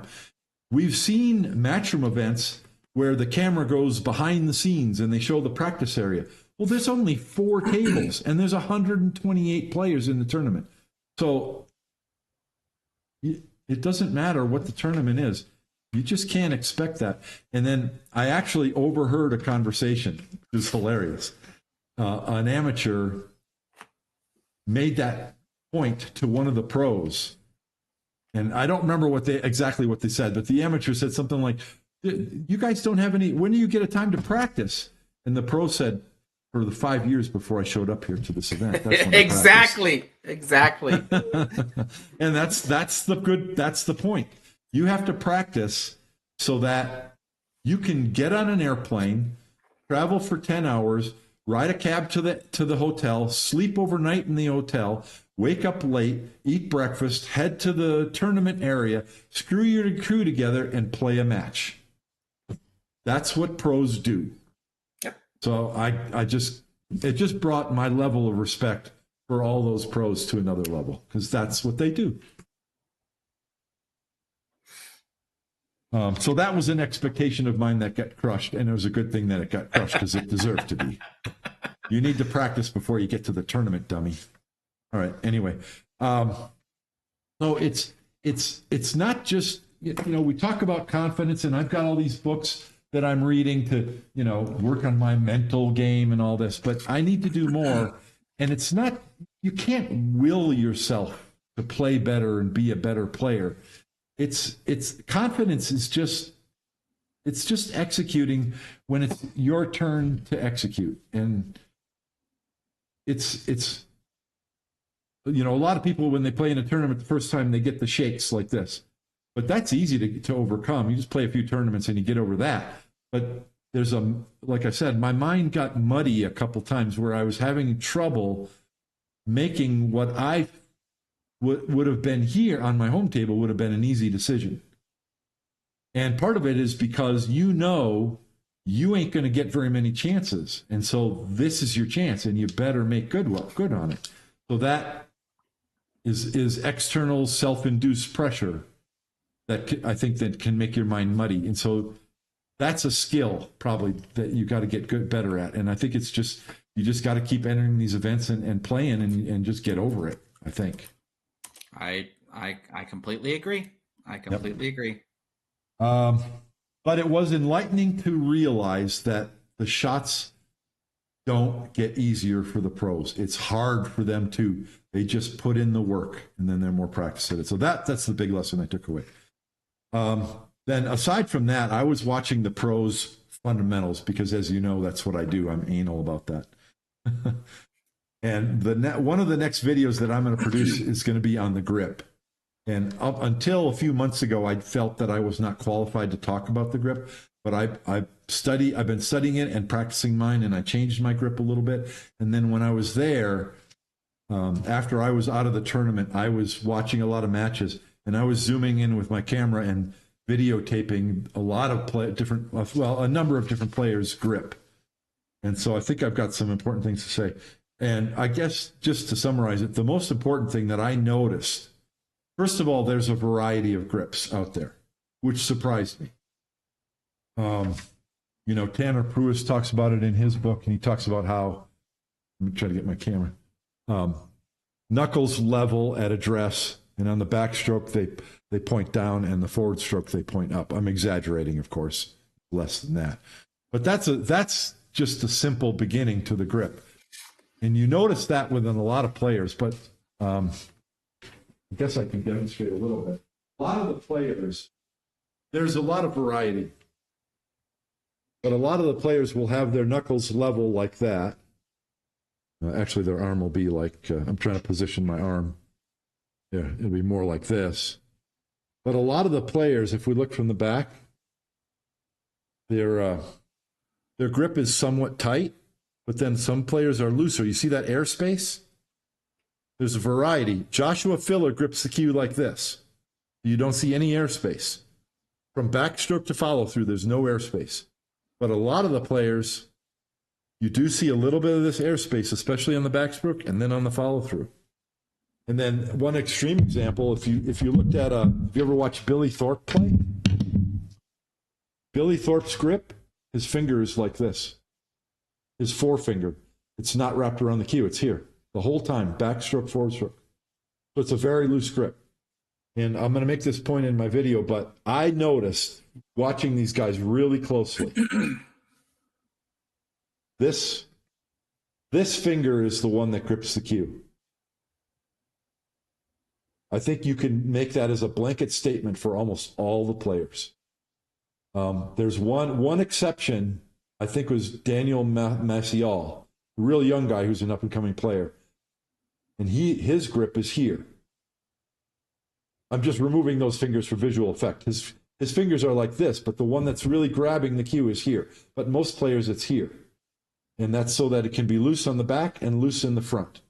But most players' grip is kind of straight, but Daniel Maciel's grip is like this. It's open. See the difference? Instead of this, it's like that. So I've got to go through my video, but I'm looking at that to try and I'm trying to understand the grip to a higher level. And then the other thing I noticed, which is really cool, Bustamante was there. So Francisco Bustamante, when he shoots, his wrist is doing this, right? He's got the loosest wrist you've ever seen. And it's a beautiful thing to watch. And then you watch Joshua Filler, his wrist is like this. His wrist looks stiff. I don't know. Maybe it's not. Maybe he feels like he has a loose wrist. But old school, you see a long backstroke and a long follow through. But the best players today, their backstroke is 4 inches and they go boop. It's really, everything's abbreviated. And that's the biggest takeaway. You wonder how Filler does it. Because Filler's style is in a big contrast to Federgorst. And they're number 1 and 2 in the world. Federgorst is that long backstroke and he drops his elbow and a long follow through. Whereas Joshua Filler, he just goes boop, boop, really short backstroke. I noticed on most of Joshua Filler's shot, his backstroke might be 3 inches long. That's it. If he's got to really hit the ball hard, he might come back 5 to 6 inches at most. Everything's really abbreviated. So I've got a lot of video of that, and I'm going to be studying that, and I'll have some videos coming out. Chris Knowles is saying something. Gottlicher, and he made me put my first finger out to say yes. So I mentioned that Billy Thorpe, he doesn't even wrap his forefinger around the cue. It stays out. A lot of players on their follow through, when they follow through, suppose I could do this. After you, I'm trying to get my hand in front of the camera. After you hit the cue ball, your knuckles point up. Well, they can't point up if you're gripping the cue tight, right? Because then that pulls your cue up. Your grip has to come loose. And so if your forefinger comes loose on the follow through, see, then your knuckles can point up without lifting the cue way up like this. So there's a lot of things happening with the grip and the wrist especially for players who keep their elbow pinned in order to keep the cue more level. So I'm not giving you any complete answers here, but I'm just saying I've got a lot of food for thought for upcoming videos that I'm going to make about that. Got anything to say about that, Chris? I remember coming up and watching like VHS tapes that talked about the grip, and one of the things that stuck out to me was on no matter how you're holding it, on your backswing, your hand kind of opens up, but then on your forward swing, it basically closes.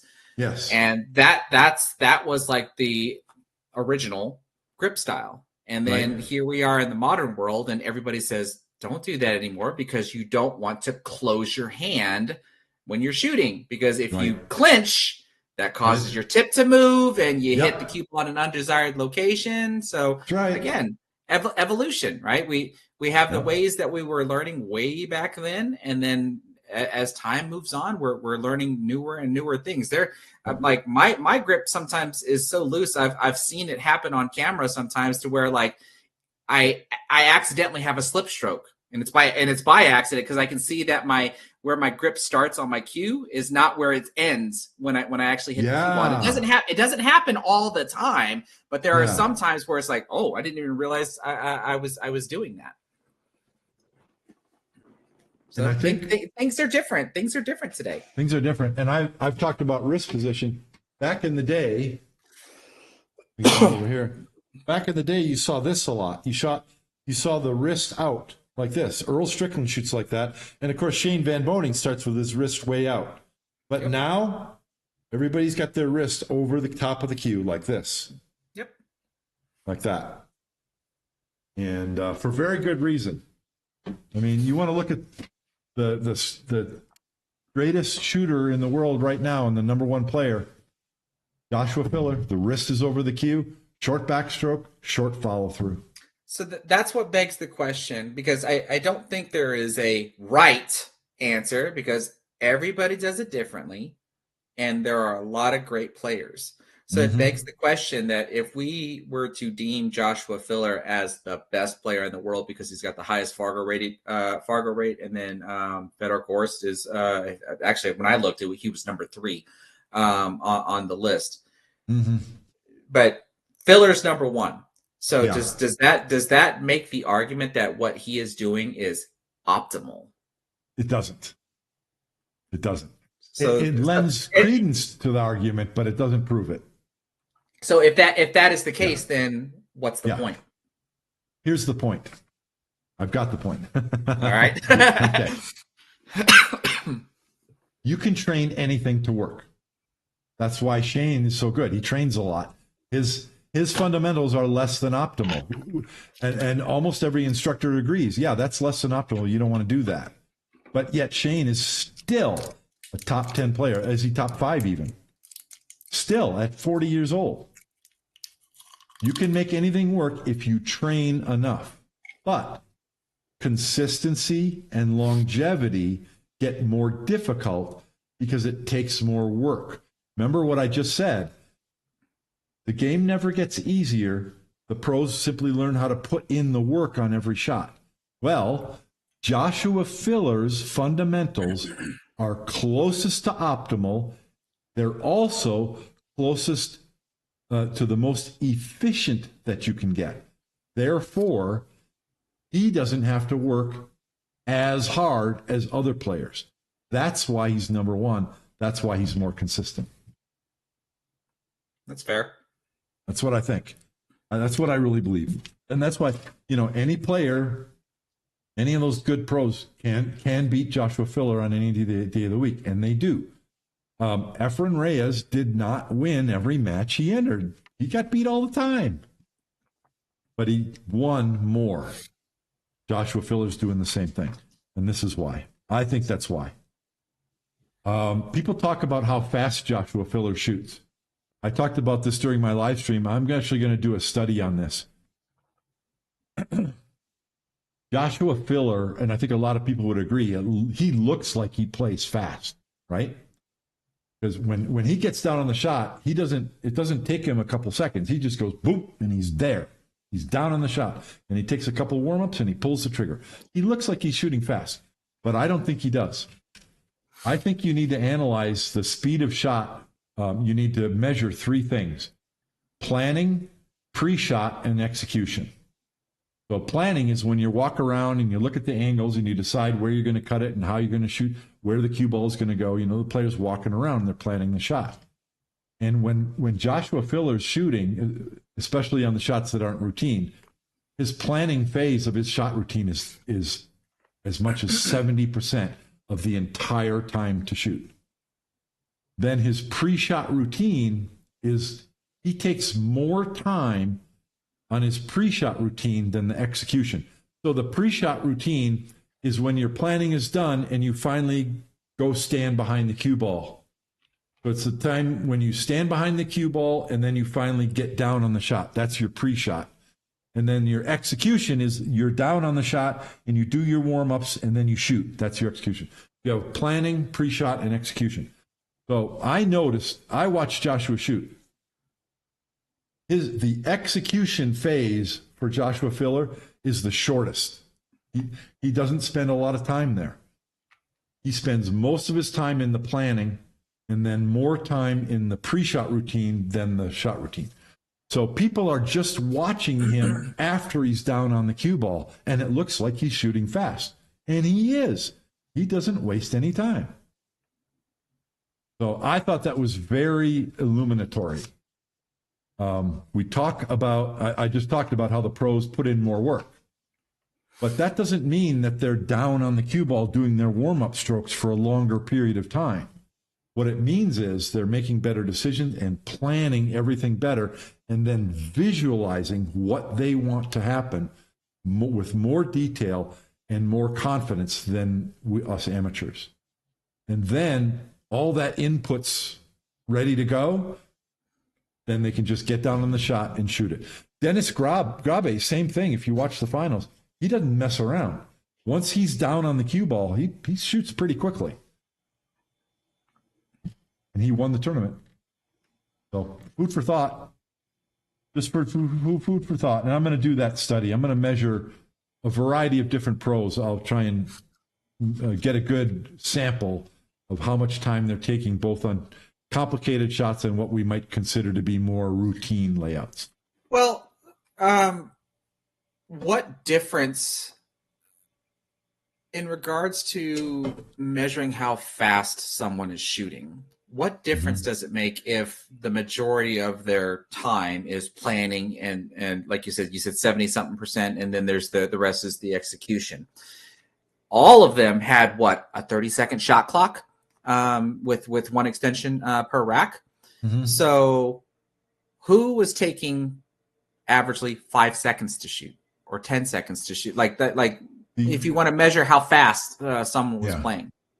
The shot clock was only on the TV tables. If they were playing on the other tables, there was no shot clock. Oh, gotcha. Okay, but in general, a lot of professional events have some sort of a shot clock with 30-second time limit. And so when you measure someone playing fast and they're playing under a 30-second shot clock, well, then averagely are they taking 10 seconds, 12 seconds, 15 seconds? Because every once in a while they have to use their extension, but averagely they don't really come anywhere near the 30-second limit.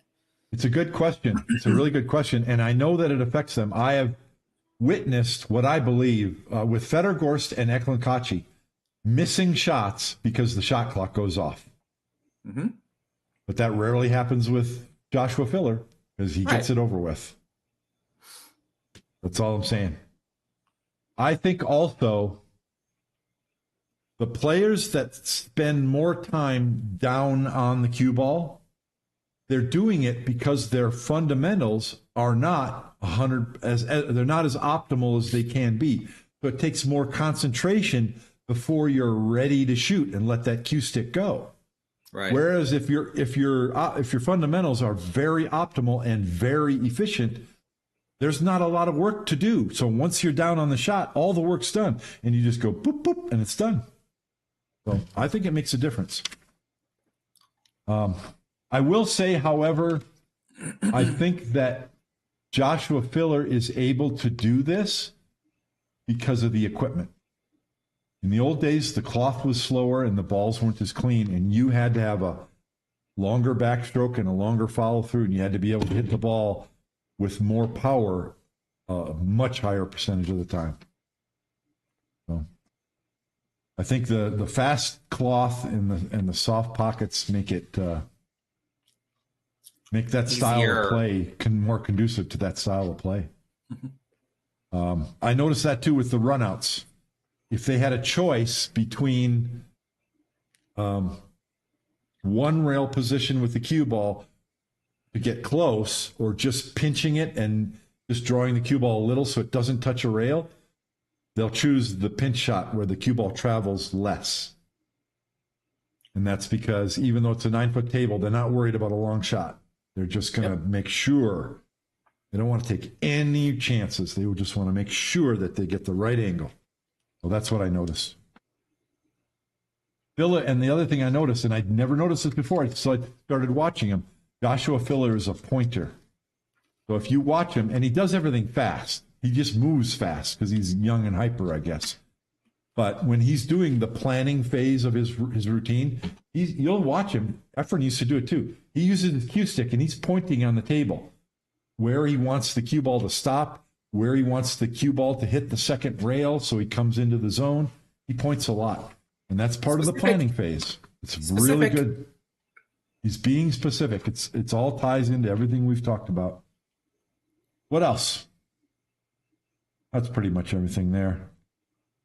Yeah, that's pretty much everything I wanted to say. I got a couple other quick things I want to mention. One, I'll give a shout out to a junior, and some of you guys have probably seen him. But I mentioned that on the first night, I got to play on the table for a few hours with two other people.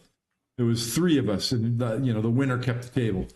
One of the guys that was playing was this young guy. He's 18 years old. His name is Laz Martinez. He's from Texas. Do you know him? I do. Laz is a really cool dude, and he is going to be a future star because he is taking this game very seriously. Absolutely. And he has a lot of fun. Huh? Absolutely. Laz is a great player. I've known him for a couple of years.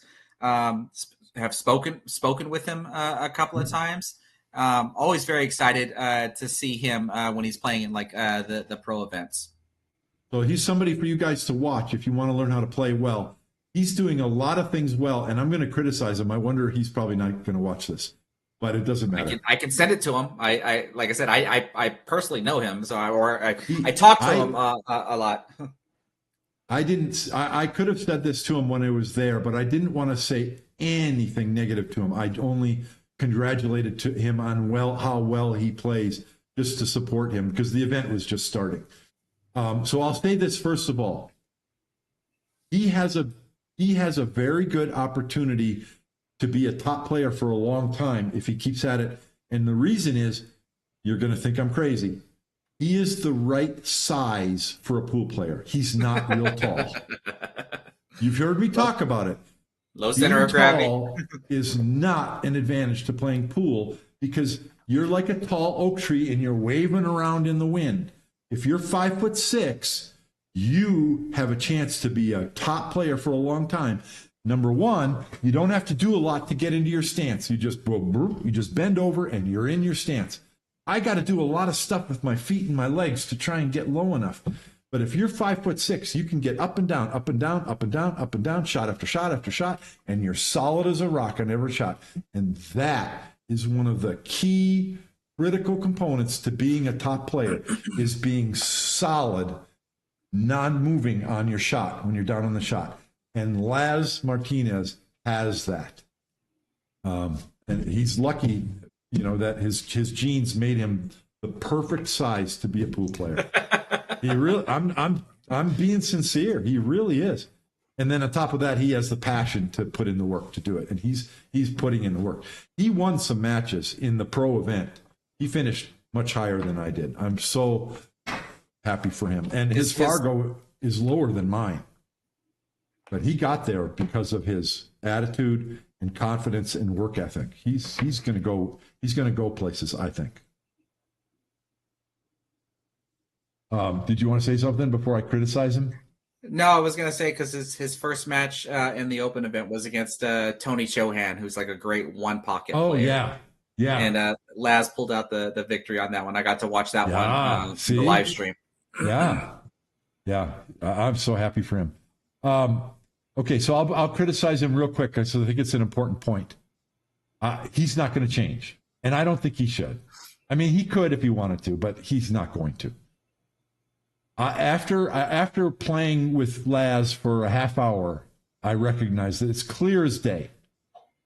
And I said to him, we had a moment, and I said, Laz, if I had to guess, I would say that you've been practicing and you've been patterning your play after Shane Van Boening.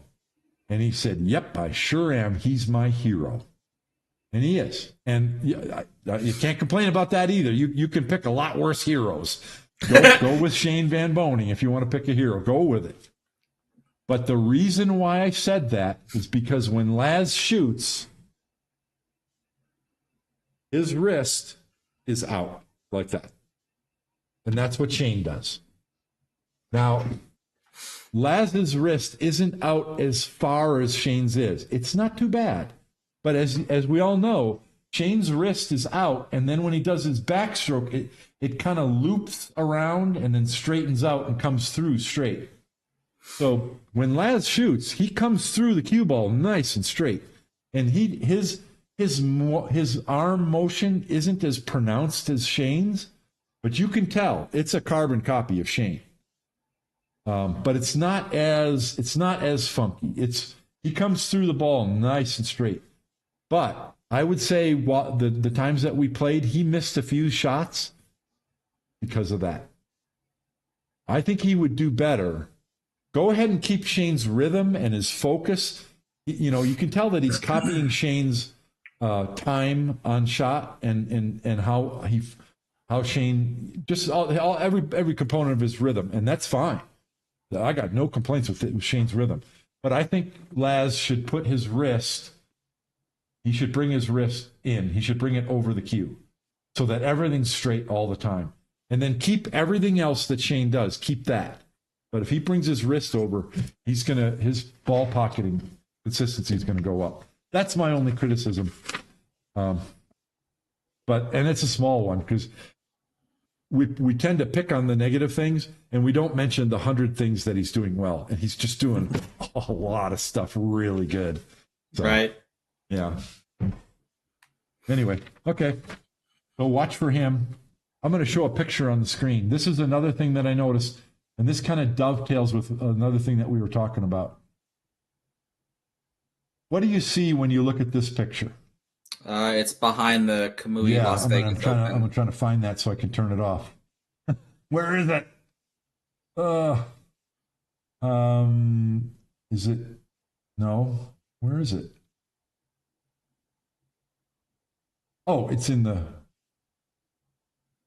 Oh, yeah, right here. Hold on. Right here. There we go. Okay. What do you see when you look at this picture? Little quiz. Looks like someone's worried about something that they're watching. But can you tell who that woman is who's seated there watching the match? That's Pia Filler. I was going to say, that's Pia, right? That's Pia Filler. Okay. This is one of Joshua Filler's matches he's not playing on TV table. Okay? Now, we've all watched matches on YouTube where Filler's playing and you can see Pia in the stands watching the match. You see the phone that's on the tripod recording the match? Yep. That's Pia's phone.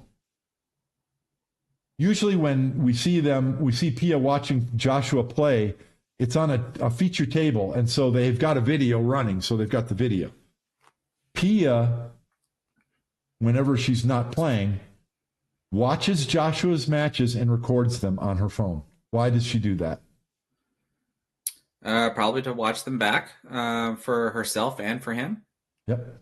They take it seriously. This is a business. This is what they do for a living. When they get home, they sit down and watch each other's matches. Joshua watches her matches and records them as well. And they record their own matches when the other one's busy. they are each other's coaches. They have other coaches, but they are each other's coaches, and they watch and critique each other's play and are responsible to each other for practicing mistakes that they make. It's a business for them. And they actually, there's a story you can it's on Facebook somewhere. Joshua wanted to be a pro pool player, but he wanted to marry Pia. He was not going to be a pro pool player unless if she was going to travel with him to the pro tournaments. And she agreed to do that. If she didn't, he would have married her and gone to school and done something else. Mm-hmm. So that was an early decision they made. So I'm making the point again that the pros make it look easy, but it's never easy. They're putting in the work. And this is just an example. When Joshua and Pia get home, or maybe even in the hotel room after a tournament, a day on the tournament tables, they watch their matches and analyze mistakes and what they did well and decide what to practice, and they work on it. And so I'm just making the point, if you want to get better, same thing. Do the same thing. I agree. Yep. Okay, what else? The last thing I want to mention, I'll mention this, a little shameless plug. I was talking to a vendor who might start selling my ghost bridges, and he made a point. I got the video here. I'm going to bring up the video. I hope I have, yeah, it's right here. Is it right here? Oh, I've got to play it over here. Okay, 1 second. Here it comes.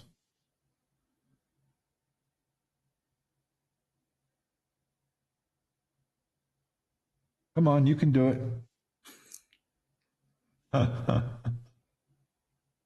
My hard drive is spooling up. Give it a second. I cut the holes for my ghost bridge on my laser cutter, and it makes a really clean cut that's really smooth, but the edges are 90 degrees. So I was talking to a vendor in Las Vegas about it, and he said, you need to make these rounded over. And I wasn't quite sure how to do that. But I found a bit. Didn't Bob Jewett give you the same comment on Facebook? Bob Jewett's, no, when I initially made these, they were round. And Bob Jewett said that I should make them square. Let me turn that down because it's really loud. Is that loud in your ears? I can't hear anything. Hold on.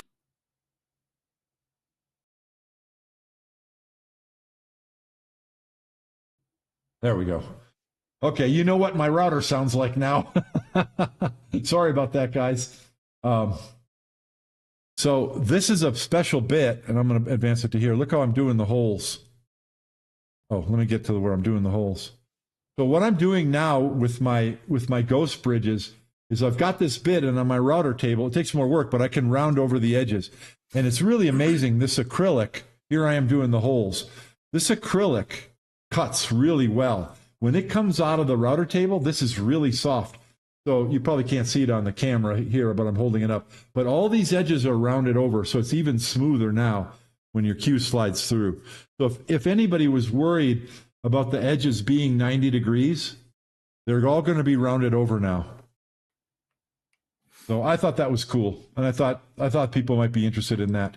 I haven't updated my website with new pictures yet, but it will be soon. But if you buy a ghost bridge now, it's all going to be rounded over. And then the second thing that I'm doing is I'm getting a better grommet. I don't have it yet, but I'm getting a grommet that fits your cues better. Some people have changed out their grommet, and some people have said that it either fits too loose or too tight. Well, I'm getting a custom grommet made that has a flange inside that adjusts to your shafts. So I just wanted to mention on the live stream. And then I've had some orders for the Kaizen rack, which is smaller and lighter than my full-size Satori rack. And this fits in the 7-foot Diamond and Predator tables. So this is the first one that I've gotten that somebody requested walnut. So I just thought I'd show that on the screen as well. Little shameless plug there. The last thing I want to mention is, and does anybody know, I'm curious if anybody is a medical doctor or knows anything about muscles. Chris, I use a laser to cut it. That's what I use. but you can't. So look at this. The laser can cut this curve. That's a piece of cake. No problem. I'm talking about this curve on the edge. It can't cut that. It can cut these curves easy as pie, but it can't cut the edge. So you have to use the router to round it over, or a tool to round it over. You could, whatever. Well, that's what the difference is. The laser can't cut in that dimension. I don't understand this because I mentioned after the straight pool tournament that I had a pain in my left back, not my shoulder, not my neck, but halfway between. And as I was practicing December and January, it went away. And I was fine. It was okay. Sometimes it flared up just a little bit. But if I played pool for like 2 shots, it went away and I was good to go. I got home from this 10-ball tournament. I got home and I was happy to get on the table and start playing. My first shot, I got the worst pain ever, and it's still there. It hasn't gone away. Why did that come back? I don't understand. So I don't know what's going to happen with me as far as playing pool. I don't know. I got to figure out a new stance. I got to figure out something. I don't understand. It's hurting me right now as I talk about it. It hurts right here. It's the top of the back muscle behind the clavicle right here.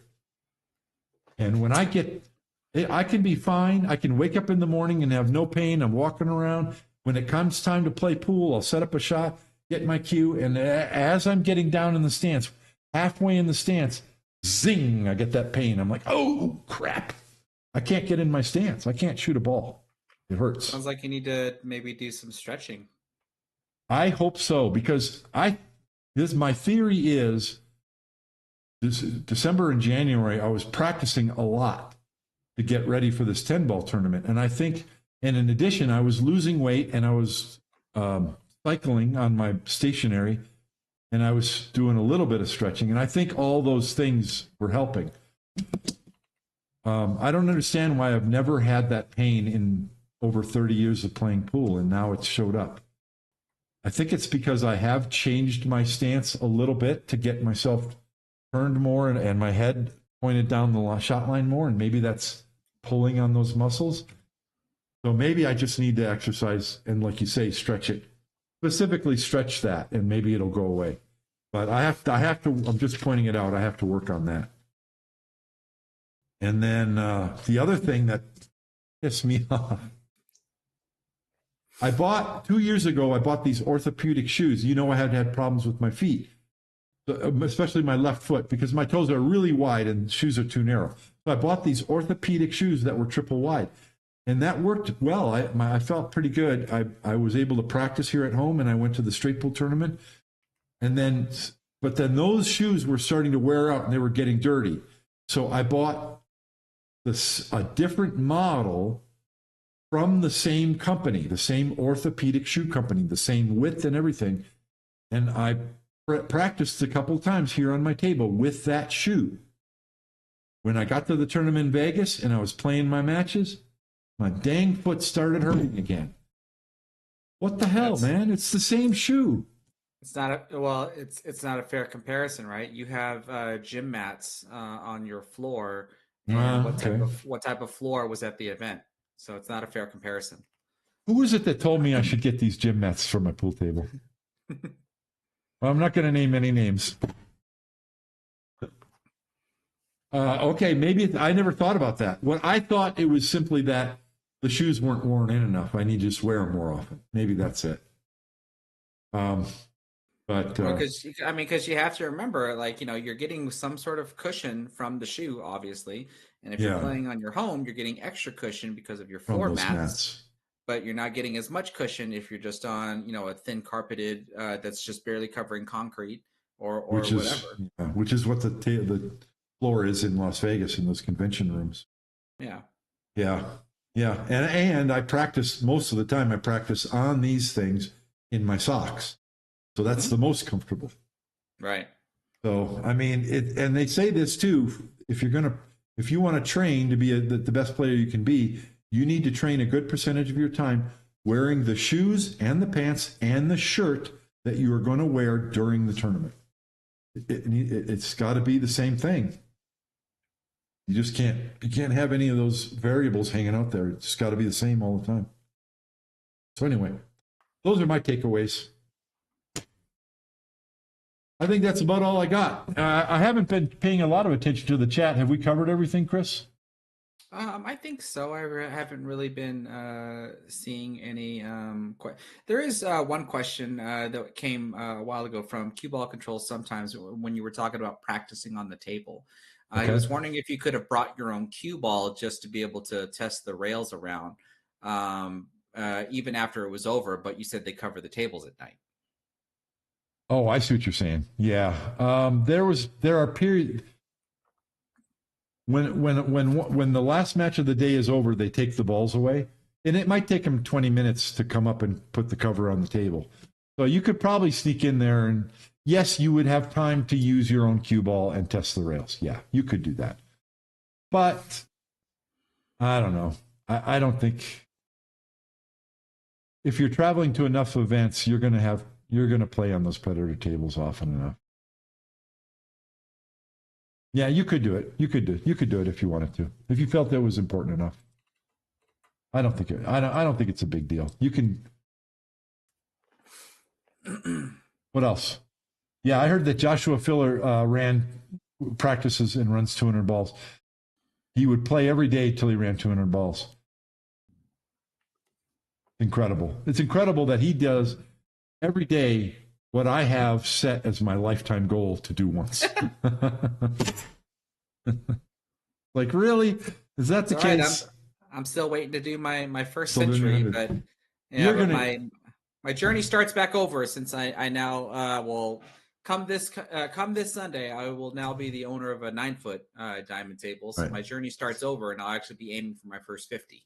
So I have one question. How is your foot doing? Foot's great. I get around a lot more. Like what you just said, though, that the only thing that I have now, like when I go to pool league and stuff, is that the bottom of my feet are sore, which is normal. But when I leave pool league after playing for a couple of hours, I'm not limping out of the pool hall on my way to my truck. I'm walking. Okay. And so like I have no pain. You're not wearing the boot anymore. You're just wearing your shoes. Nope. I have to wear shoes that have what's called a rocker bottom, so that way the shoe is designed to where it naturally allows my foot to roll, because my right foot can't flex as much. So like if I were to give you a comparison, this would be my left foot. This is my right foot. If I were to try to flex it, so I can go this far down with my left foot, which is normal, but my right foot can only go like that much. That's the difference. So when it comes to walking and actually rolling onto the ball of my foot, it's not as easy. So what that basically means is that my walking stride is now smaller, and it took a while to adjust to that, but I've got it. I think I've got it now, and overall, definitely a success to where I don't walk around in much pain or no pain at all after being on my feet for an extended period of time. Okay. And I don't care about walking. I want to know how you get around the pool table. How's your stance? Nothing's changed. No problem. It's all the same. Not being able to flex as far doesn't matter. Well, so your stance. Because you're talking about elevated shots. As a right-handed player, if I have to do an elevated shot, all my weight gets put on my left foot. Foot. Like if I'm gonna lean into the table or whatever, my right foot is the one that's just absorbing the balance of my weight when I'm in my normal shooting stance. So. Okay, I'm going to make a prediction. So this is on live video. You'll be able to refer back to this. I predict that in the year 2025, Lil Chris will run over 100 balls on his home table. It's going to happen. That's the plan. That's the plan. We'll just have to wait and see. I think your foot's okay. It's kind of like from the movie The Hustler. Remember when Burt Gorton's like, after Eddie got the cast off of his thumbs, he's like, "How are the hands?" I think you can do it. I know you can do it. it's going to be it's going to be a change because it's a 9-foot table instead of 8. So there'll be an adjustment period, but I think once you get locked in, I think you're going to do it this year. I think it's going to happen. The last thing I want to, we're going to close out because this is long enough. The last thing I want to mention, the snooker pro Sean Murphy, just in the last day or two, put out a video about the stance. And he literally says specifically, he's a right-hander. He says that your weight should be mostly on your left foot. Would you agree, Chris, that that's backwards from what most pool instructors teach? I think I just want to kind of refer to martial arts when it comes to stances. There are types of stances that you would have in martial arts to where you have to be balanced enough to where the instructor can't come over and just like push you over. Right. So if in pool or just in general, when you're standing, like your weight has to be as evenly distributed as possible, and in such a way to where someone just can't come over and just gently push you over. If you figure that out, you're fine. Then you're fine. I think that's the key. Now, what I noticed for me, as you know, one of my biggest problems is rising up or moving on the shot. And that's the primary thing I'm going to be working on. When my stance is such that I have more weight on my forward foot, that's the times that my body moves the most when I stroke the cue, and I have the biggest tendency to rise up. So I don't understand how that snooker pro can say this. I mean, I just don't get it. People are different. Okay. I would probably at least have the opinion that I don't think that's optimal, but I can't say that it's wrong. Like so I paid attention to a lot of the pros once again when I was in Vegas, and especially like Joshua Filler. When they get in their stance, first of all, it's optimal and it's efficient. So very simple, not a lot of steps and movements. They've got it rehearsed to where it's very simple.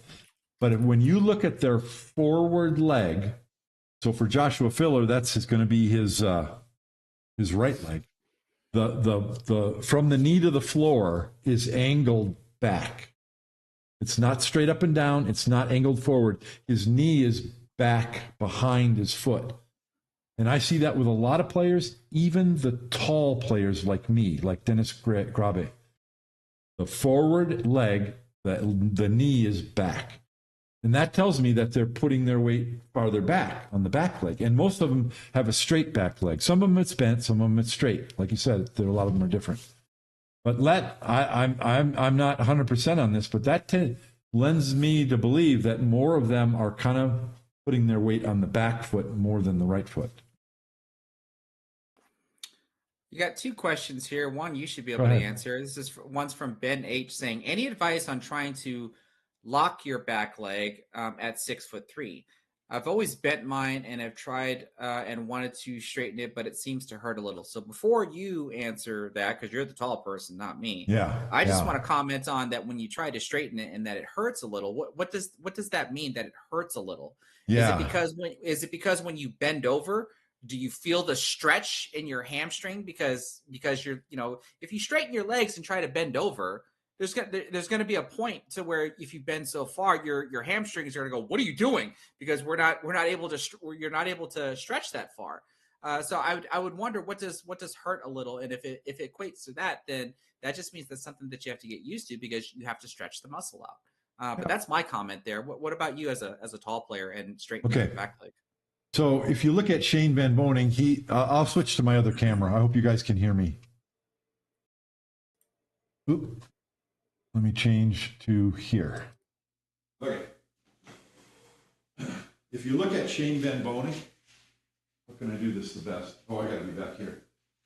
Shane Van Boening has what I call the running man stance, and he's kind of tall. He's not as tall as me, but he's over 6 feet. I think he's 6'1" or 6'2". But he has a running man stance like this, right? Both knees are bent. I don't like that because that's like a shock absorber. And I think it allows you to move around too much. And we're trying to be solid and strong at the table. But are you going to argue with Shane Van Boening? He's solid at the table. He don't move, right? So it can be done, all right? But now you look at Ruslan Chynakov and Eklund Kachi. They're both as tall as me, same height as me. And their stance is straight. The rear leg is straight up and down. So what I want you to pay attention to is this, what Chris just said. If you're just standing here flat-footed and you're bending straight over to touch your toes, that's going to stretch your hamstring. And you may not be very flexible there, but you can increase that by practicing. Go to YouTube and search beginner stretching or beginner yoga. It's not hard. You can get more flexible there. But the point is this. When they get in their pool stance, they're not just bending over like that. The leg is straight, but it's not straight here. It's like this. See the difference? The weight shifts. So it's still straight, but it's not like they're deliberately stretching their hamstring. So make sure that you're not doing that. Make sure that when you get in your stance, when you get down, and then your weight shifts.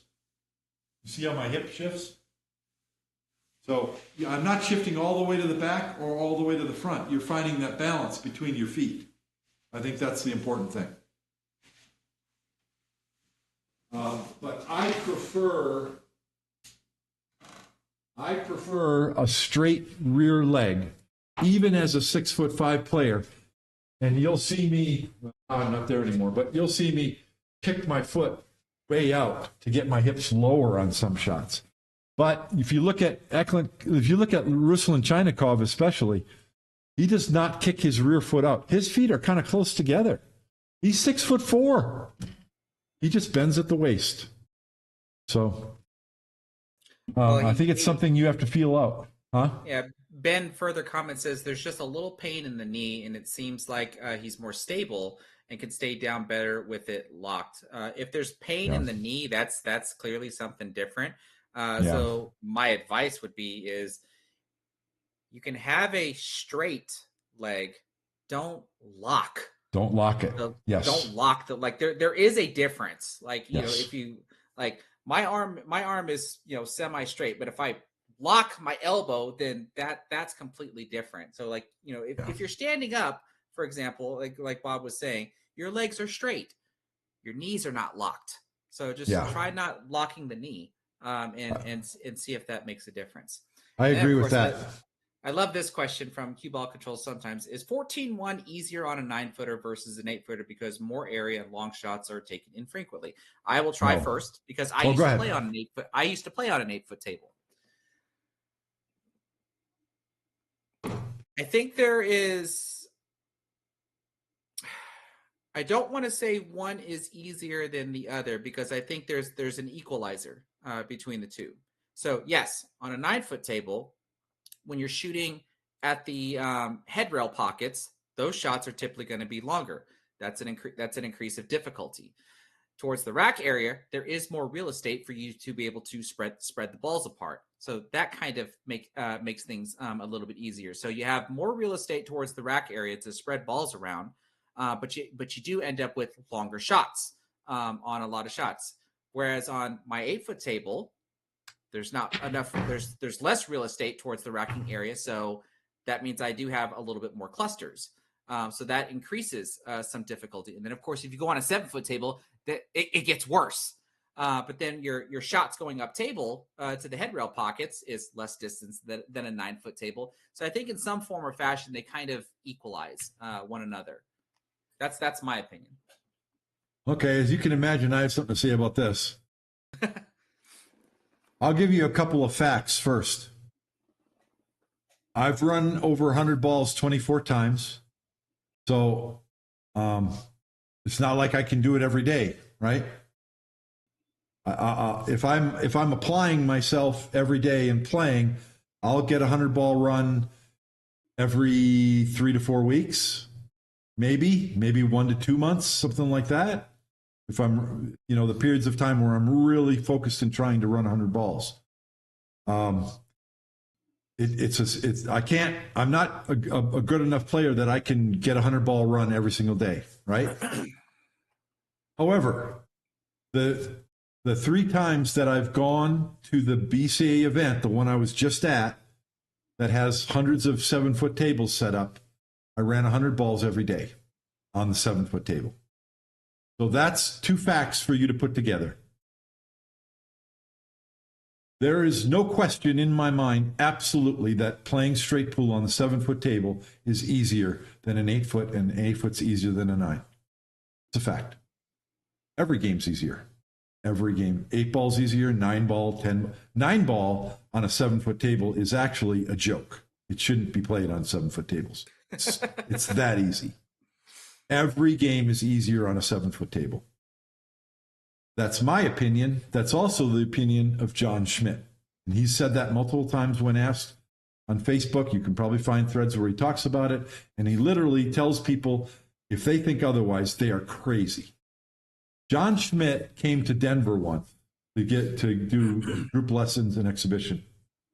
And he got to town, and the first place he went was a bar on the north end of town.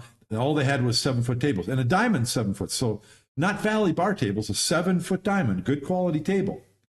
He screwed his cue together. First inning, ran 254 balls. Wow.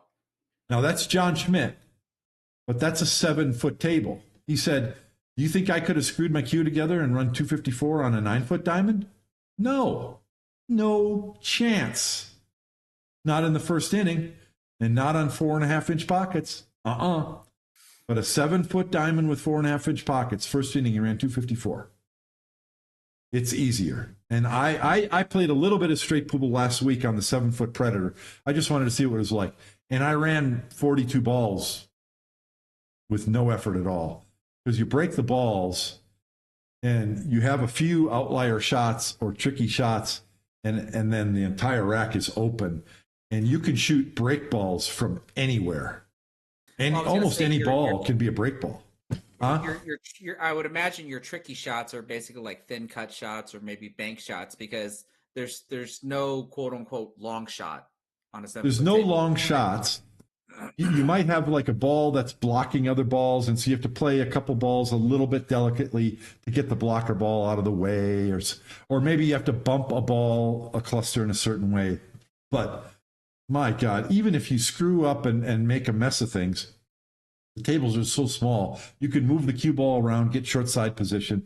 It's just so much easier. I had racks on that 7-foot Predator where if I had the same layout with 4 balls left, there's no way I would have gotten the rack open. But I was able to bump a ball or play short side position, and you can use a break ball on the head rail. And just go straight down table and open the rack. Is that because it's a lot easier? So does that mean though that your break shots were not forceful? They were just very much more like you just wanted to kind of gently spread the balls open so that way they don't cluster back up. So you're not too gently. You want to hit them somewhat firmly. But you were still playing much softer than you would on your 9-foot table. No, not much softer, really. Not really. Okay. A little softer, yeah, but not too much. You still want to get them open. Okay. Yeah, but yeah, like you said, if your only shot after the break shot is an up table cut, a cut shot into an up table pocket, it's a 99% shot. It's not a low percentage shot at all. Yeah, it's easier. Okay. All right. Anything else? I don't see anything else. Okay. Well, it's been over 2 hours. That's long enough. And Chris, thank you very much. You made this live stream much better than it would have. No doubt about it. I think that's really good having you here. I appreciate it a lot. And always happy to be here and do some collabs and stuff. And I've been doing collabs more and more lately while waiting on my table. And like I said, hopefully come this Sunday, it will be finished. I have a buddy of mine. Yeah, I have a buddy of mine coming over so we can talk ideas about how I'm going to set up my cameras, set up the microphones, et cetera, et cetera. I'm not going to wait until I have everything set up to start filming again. Like I can still put cameras on tripods and do manual camera, kind of like how I started, 6 years ago. So I can start finally producing some stuff, but it's going to take a good couple of weeks before I get everything back in order. Well, I'm here for you. All you got to do is ask. I'll be happy to be a talking head on your TV. When is the next open event that's happening around the Austin area? So we just finished the Texas 9-Ball Classic. I had made a post about it that I won 2 matches and lost 2 matches. Okay. I just chalk that up to, I'm getting back into the game after recovering from my surgery. I was happy with my performance. I mean, I really was. It's one of those to where I lost, but I played well. And so that means I lost to better players. Like you said, like games that you're supposed to lose. And so I just try to put up a fight against those better players. And so that was that. I mean, I lost my first match to Jesus Atencio 7-1. What am I supposed to do? Other than miss less. And the match that put me out, I lost 7-3. But there was one rack where I had an amazing out. I wish I can only describe this. So you're gonna have to imagine what I'm talking about. The 7 and the 9 are tied up next to the rack area. They're I don't think they're frozen, but they're at least tied up. And the 7 ball is free to go to what would be the corner pocket towards the head string. The cue ball is near those balls. So the 8 ball is on the rail, but the 6 ball is towards the head string. And I've got a very thin cut shot on the 6 ball to go into the corner pocket. That cut shot leads a very natural 3-rail route to get behind the 7 and the 9 in order to be able to shoot at the 7. Okay. Well, I nail that cut shot. I nailed it. I get perfect position. So now I'm going to shoot the 7 ball into the same pocket, but the 9 ball is right there, which means I'm running into the 9 ball immediately. And I need my cue ball to go forward enough so that way the 8 ball that's to the side, that's on the side of the clustered up balls, I'm far enough ahead to where I can shoot it in the corner pocket. Yeah. Well, I do the same thing. I hit the 7 ball with enough topspin. I bump into the 9 ball and push it away, and my cue ball follows forward. I got nice position on the 8 ball. I get roughly straight in on the 9 ball. It's a 3/4 table length shot. Okay. And I dogged it. And that miss that would have given me 4 games. Knocked the wind out of me. And it was very difficult to recover after that, and then I lost 7-3. Same thing that happened to me on that one game that I described against Niyuki Oi. We're both putting a lot of pressure on our expectations, so that when we make a mistake, it's more deflating than it should have been. Yeah, but missing that and it sucks that I want to make a video about this eventually to where It is argued that when you're on the last ball, you want to be straight in with it. Mm-hmm. And I have an argument against that. I think you should be close to straight, 5 to 10 degrees. Well, for me, just not straight in. Yeah. And the reason why is because you don't want to have to control your cue ball on your final shot. Right. Because, if you think about what I'm saying here, if you're controlling the cue ball, there's going to be an expected outcome. And so therefore, since you're trying to control something, you have to hope that you control it correctly, because otherwise you can get an undesired result. Whereas as long as you're not straight in, and like I said, 5 to 10 degrees, perfect, even 15 degrees. So that way you can roll the cue ball at the 9 ball. And so long as you know that the rolling transition from the cue ball doesn't lead to a pocket, there is absolutely nothing to worry about. It makes it easier to shoot. You put 100% focus on making the ball. That is it. Yeah. And like I said, I got straight in on the 9 ball. So I tried to put a little bit of bottom spin so I can perform a stop shot, and I dogged it. Now, granted, if is it a shot that I can make? Of course it is. If the cue ball was not 3/4 of the link table away from the 9 ball, if it was a half table shot, goes up. my percentages go up. But if if I didn't have to put bottom spin, if I didn't have to try to perform a stop shot, in my opinion, my percentages go up. Now, some would say, well, why didn't you try to soft roll it? Well, I don't want any chance you want it to roll off. Cue ball roll off, or right. So, yeah. But soft rolling it is harder than a stop shot sometimes.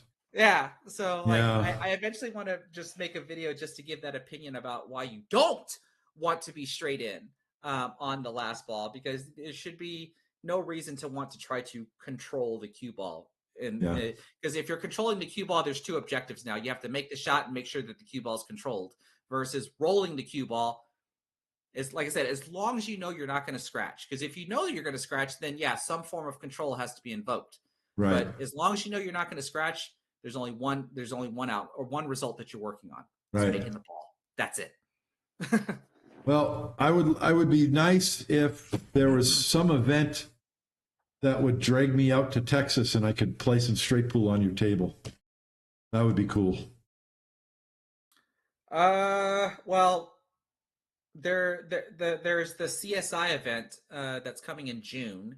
I think I'm going to play in that. I think they have a 10-ball singles event, an 8-ball singles event, and an 8-ball teams event.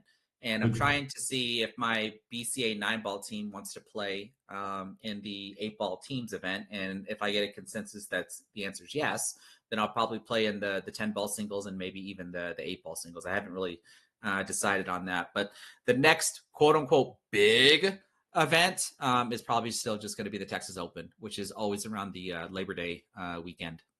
September timeframe, yeah. Labor Day. That sounds good. Labor Day weekend. For the CSI event, you've got to be a league member or active member of CSI, right? Active league player with, I think, at least 4 weeks played to be qualified. Yeah, so I can't play in that. I'm not active in the league, but I'll look that up, and maybe that'll be a good vacation I can take. I want to get out and play some more events, get some more experience. Yeah, I think that'd be a lot of fun. Yeah, it sounds really good. All right, let's hit it. Fine, seven's more fun. Yeah, 7-foot tables are fun. Oh, we don't want to go to there. We're not going there. Pool's fun. Pool's a fun game. Yay, pool. Anthony says, thanks for the stream, Bob. Great discussion, guys. Have a great night, everyone, and have a great night, Chris. Thank you so much for the invite, Bob. All the viewers, please don't forget to hit the like button and, give Shortstop on Pool a subscription and follow his content. I'm here for him. I'm not even bothering to plug myself. I leave that up to him. I'm plugging Little Chris. Go to his channel and subscribe to his channel as well. All right. Good night. Everybody have a good night. Signing off. Bye.